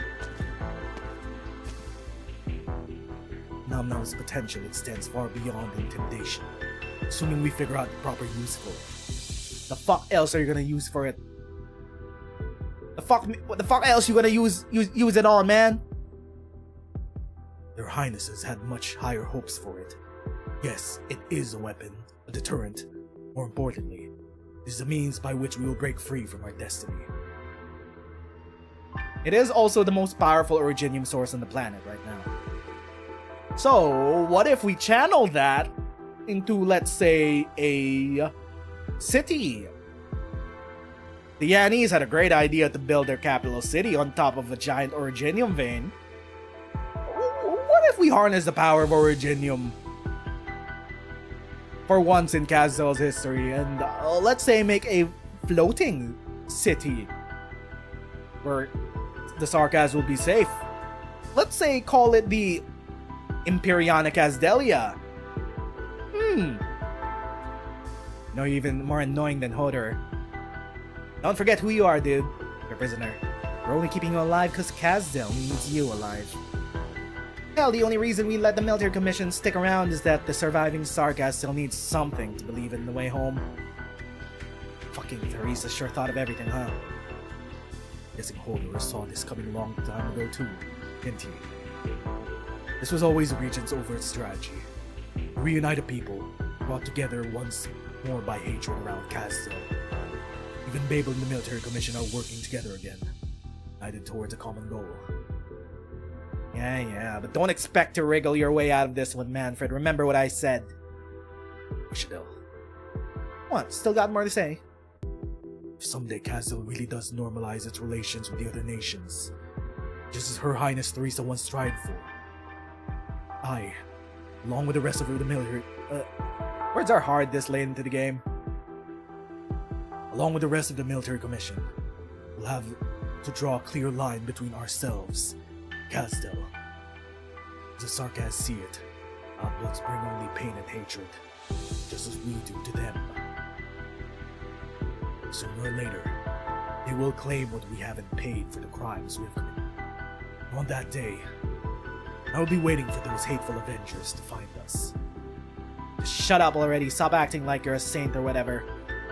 Reese's and the rest of you assholes screwed up big time. You were so goddamn stupid, I wish I could blow you up to pieces right now. Don't forget, almost all the lunatics who actually believed in your plan died in Londinium along with the Nezeru. You killed them with your own hands. There were hardly any left of them to even evacuate. The Sarkas will pay for their own mistakes. Abel's not so spineless as to cast the entire commission out of the city just because a few dumbasses were bold enough to provoke Kazdel. Her Highness would never do that, neither will I. They're stupid enough to come, I don't mind giving them a fight. If you keep talking shit, I'll just toss you over like someone who's willing to put up with your crap. Someone who's willing to put up with your crap. More or less, Wishadel's leading Kazdel. Like, who's left to lead Kazdel right now? Wishadel has Theresa's blessings. It's fine. Kazdel will be fine with Wishadel at the helm. Surely. Just keep her away from the big red button of death. Wishadel. It's retaliation. You gotta swear on it. You can't press the button unprovoked. Syracusan mafioso. You're not afraid of it. Look at that moving catastrophe over there. It seems so far away, but I can't shake the feeling it might suddenly appear right over my head. Hey yo, new character. Mysterious Livery Man. Hello? A big hoodie, big jacket, classic Arknights. Of course I'm afraid. Who isn't afraid of catastrophes? There's a trick I picked up at Sammy. Whenever I'm scared, I just pull my hat over my head, crouch down, and think something happened. Things you're afraid of will disappear before you even know it. After all, I'm just minding my own business. They wouldn't give me a hard time for no reason, would they? Well, just last week you said you lost count of how many times you've been captured and interrogated by one of those family. I'm sorry for the trouble. Misunderstandings always get cleared up in the end. I mean, you guys did let me go, didn't you? I can't really argue how you... I can't figure out how you managed to make it all the way through Sammy and Ursus in one piece. You ain't lying about that too, are ya? I just happen to come across perfectly reasonable people like you all the time. Huh. Try to reason your way out of catastrophes then. Remind me again where you're going? Someplace called Blackflow. Yes, I'm going home, friend. Back to Bolivar. Finally setting up Bolivar as a real-ass country, not just for silly vacations? No. Outside of my Rainbow Six events, we're going back to Bolivar? No. It's one long-ass journey. Extra day or two won't make a difference, besides the tattered paper talisman you're carrying ain't gonna expire. Anyhow, I advise you to wait for the parade of crazies to pass. They started a war and they can destroy cities. Maybe wait for someone or something else to test out the catastrophe for you. Here's some friendly advice. Those devils are bold as hell. Someone's bound to try and take a bite at them sooner or later. I feel like the stupidest country, the dumbest country to wage war on Kazdel despite the nuclear deterrence is going to be Colombia. I don't know, man. Just a thought and foreshadowing. You can hear the terrifying roar of the catastrophe cloud off in the distance, along with a faint rumble of battleship engines. The Syracusan is right. It may be wiser to not get involved in this, however. Parliakaka. Is that how you pronounce it? You ain't actually fascinated by that cloud, are ya? Maybe I am. I find it hard to hide my excitement over whenever I encounter something I've never seen before. True. Your name is Parliakaka? I paid a price for it back in Sammy. I can't just get rid of this habit. To be more precise, I want to take a look at the people walking beneath the catastrophe cloud. Ooh, you're a rat man. I know you're a bird, but you give Ratman energy.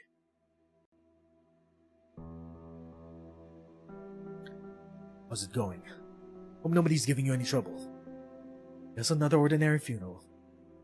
Funeral beneath the catastrophe cloud is hardly ordinary. It's unfair to do so many. Should have been able to return to Kazil with us. The road is long and people are dying on the death march back. None of you get a ride in the fucking whale.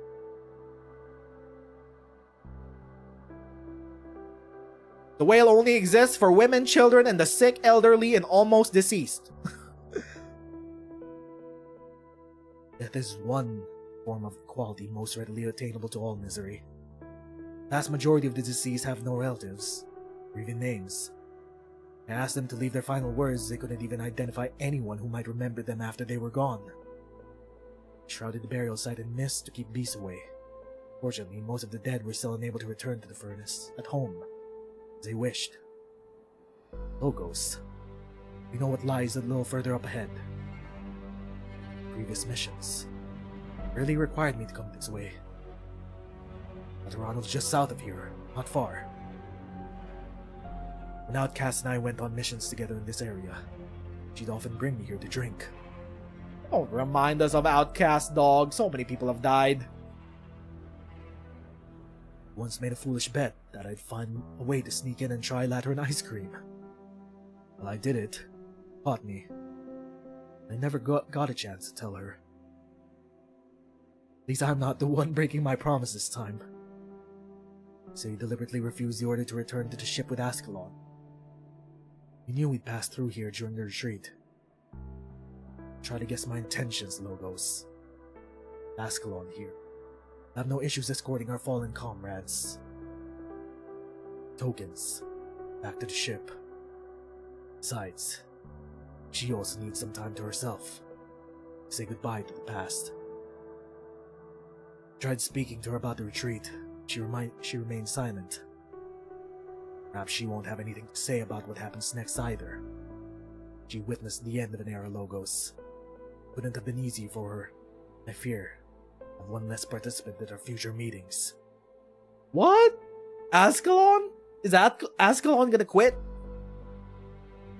Nezeru lets out another sigh. No one can say for sure what will happen next. It's just like that catastrophe cloud above our heads. I may not like this plan, but I must admit it's the best deterrent we have against those who wish to seize the chance to declare war in the Sarkas.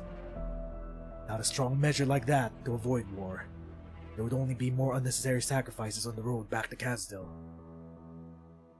Violence is a means, never an end. There's nothing wrong with that. Maybe I'm just a pessimist. I still think the rain will come down sooner or later.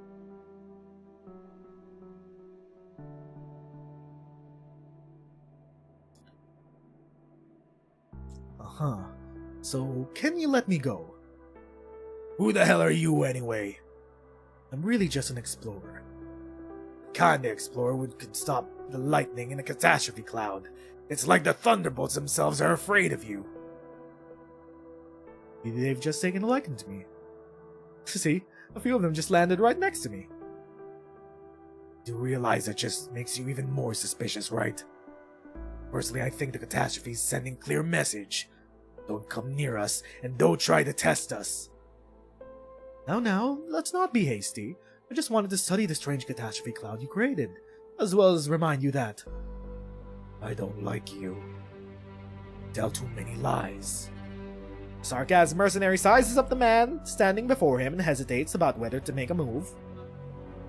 This guy's the one you were talking about? Oh, Wishadel. He looks pretty normal to me. You sure you got this right, old geezer? He is giving off a particular scent. One I loathe. Is he a Farinmit? Small Deka. Enemies from outside. Oh, he's a Farinmit. No, it is not coming from him.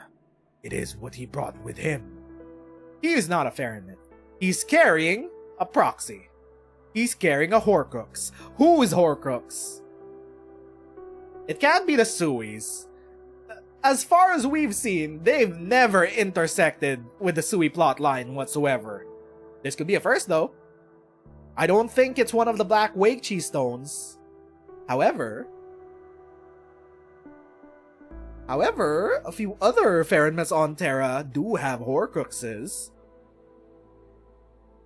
Strange. It seems to be a piece of paper. You really are confused, you old coot. So does this mean we don't need to worry about him anymore? Hey, why aren't you saying anything? Boss, I Told you, call me chairman from now on. A pain in the ass. Why did Hodor have to make up all these stupid rules? Only Her Highness should be called chairman. Anyway, your squad's out here to scout. So just keep scouting, leave this guy to me. got it. You got something to say it. Don't try to pull a fast one on me. I guarantee I'm faster than you. The fleet heading your way. Don't know which nation they're from. They've disabled all identifying signals. They're coming from that direction. Terrain provides a lot of cover. It would be easy to plan an ambush. I guess everyone wants in on this. What a bunch of cowards. Afraid of us, yet always acting cocky. Alright, I'll pass on the word to the guys charging to their deaths on the front lines. Hello? Can you hear me? While you're out there, watch out for an ambush. So as a thank you, how about I invite you to watch the catastrophe cloud with me? You're here to explore, right? I'd really rather not. I'm shaking in my boots here. Alright, you're lost. Now scram! If any clueless sarcasm grabs you again, just tell them who let you go. Wish it out. You have my thanks. That sure was a close call. If you hadn't rescued me, this journey would have been my last. Drop the act around me. I know you got caught on purpose. So weird. Why do I keep running into people who have nothing to do with the sarcasm but want to help anyway? Livery eyes the seemingly relaxed sarcasm before him, quickly realizing she is likely the leader of the group and that her attention has long since shifted away from him. She's focused on the distant horizon. She's heeding his warning. The wind brings with it the sounds of the land, or maybe the rumbling of ships' engines. Conflicts, wars. The explorer has already seen much along the way. Bro, who saw the catastrophes and was like, bet? Which of you said bet? Colombia? Ager? I don't think it's Ager. Yan? Too busy. As always, we don't want to be the ones waiting for a beating. All the arts creations we sent out have been destroyed. They know we're getting closer, but I never planned on hiding anyway. Some unlucky souls have been sent to their deaths so the others can board the ship and fight. Will it be your squad or mine? Follow the orders, Babel, and military commission. This isn't for you to decide on your own. Kill every hostile you encounter. Anyone in the squad who spares an enemy or takes spoils from their comrades, kill them too. Bear the explosives. Set up altars along the route. Normally, the altars arts can't penetrate armor of high-speed battleships, but this time we have the catastrophe on our side. They're here. Which dumbass is it? Is it Wellington? And you going home wouldn't be that easy.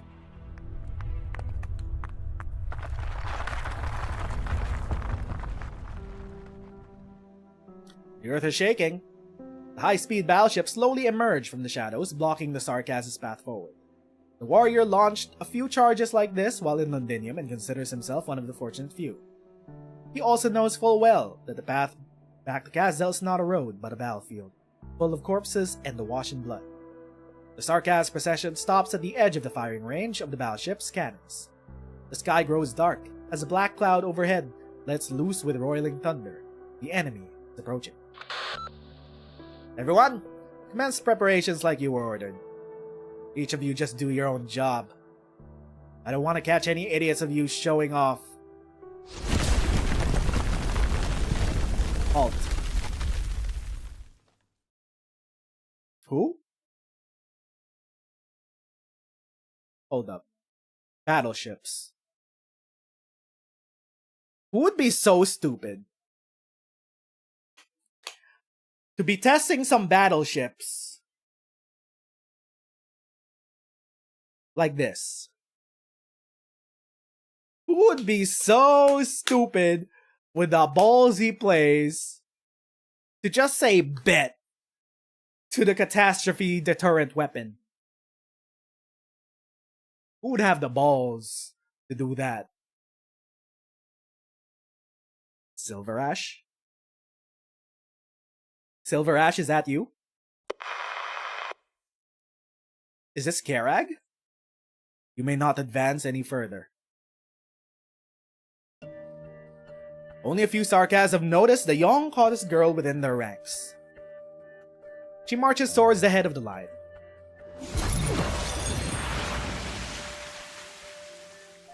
Then, with a wave of her staff, the girl draws a line behind where she stands. The black line spreads across the earth.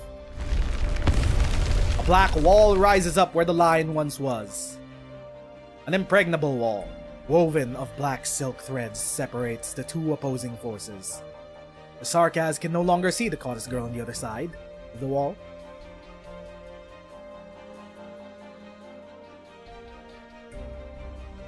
The king of the Sarkas.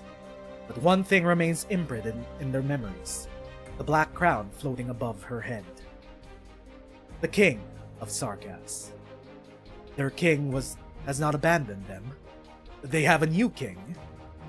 But why an outblood king? The new king's voice resonates in the minds of every Sarkas present. Meanwhile, the fleet sent to block them clearly hears her words. Sarkas are going home. I will not rule out violence if necessary. I know full well the weight of this black crown. Teresa has already led the Myriad of Souls away. For the first time, the Sarkas have a choice. I will not let her efforts be in vain. Nor do I want the Sarkas or any of you to start another war. The cycle of hatred and revenge must end. This is the first time Amiya has openly revealed her identity since Teresa taught her all there was to know about the Black Crown inside the assimilated universe. Now she could hear noisy cries amidst the Sarkas. Possible. It can't be. An outblood stole the Sarkas' crown. How? Why? She is our king. Do I have to make tribute? What does she want from us? Let's go into the next battlefield. Terror, suspicion, reverence, ecstasy. A wave of emotions flood Amiya's mind. In the past, she has made several attempts to explore the information stored within the Black Crown, but she has never gone this far. The tide of information nearly overwhelms her. For millennia, the Sarkas have desperately sought their king, chasing an elusive vision. She tries her best to steady her thoughts and maintain the unshakable Black Wall. If she gets consumed like all the other Sarkas kings, she'll just repeat the cycle, getting overwhelmed by the generational hatred of the entire Sarkas race. The overwhelming grief, the overwhelming hatred. Amiya has to set up the Black Wall. I'm no ruler, nor am I the king of Sarkas. If the Sarkas hate me for this, I will accept that. I will show them the way forward, the path to end their suffering. Both sides should stand down. There won't be any more war. The Black Wall still stands just as the catastrophe swirls above the wilderness. After a long stalemate, the first battleship in the fleet begins to change direction. Great. Finally. The wave of thoughts suddenly fade away, and she hears an unusually clear voice. Who are you?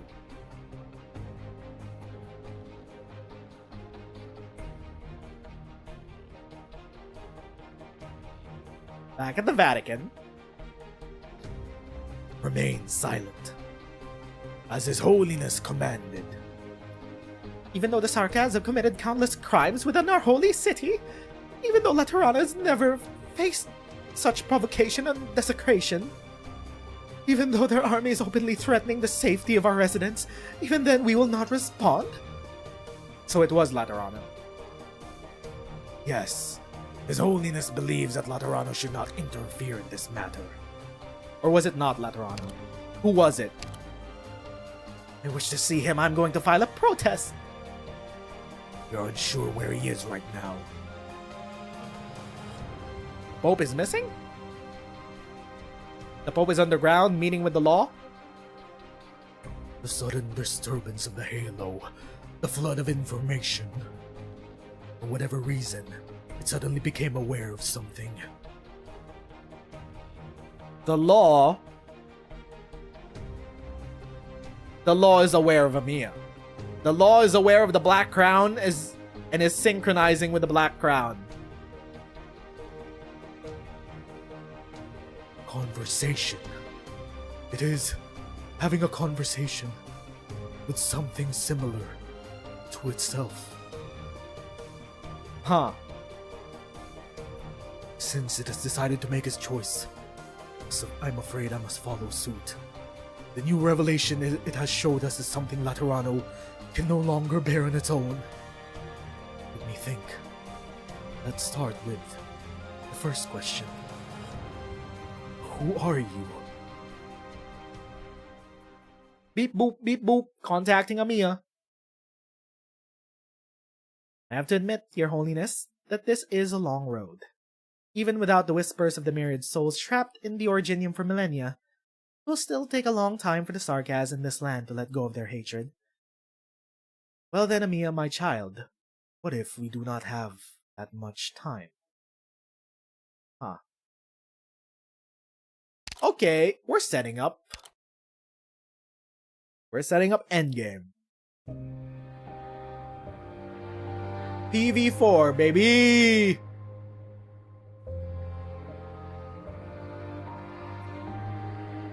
What if Terra is no longer in its infancy, has come to the point where it has to face its future? Teresa warned me this might happen.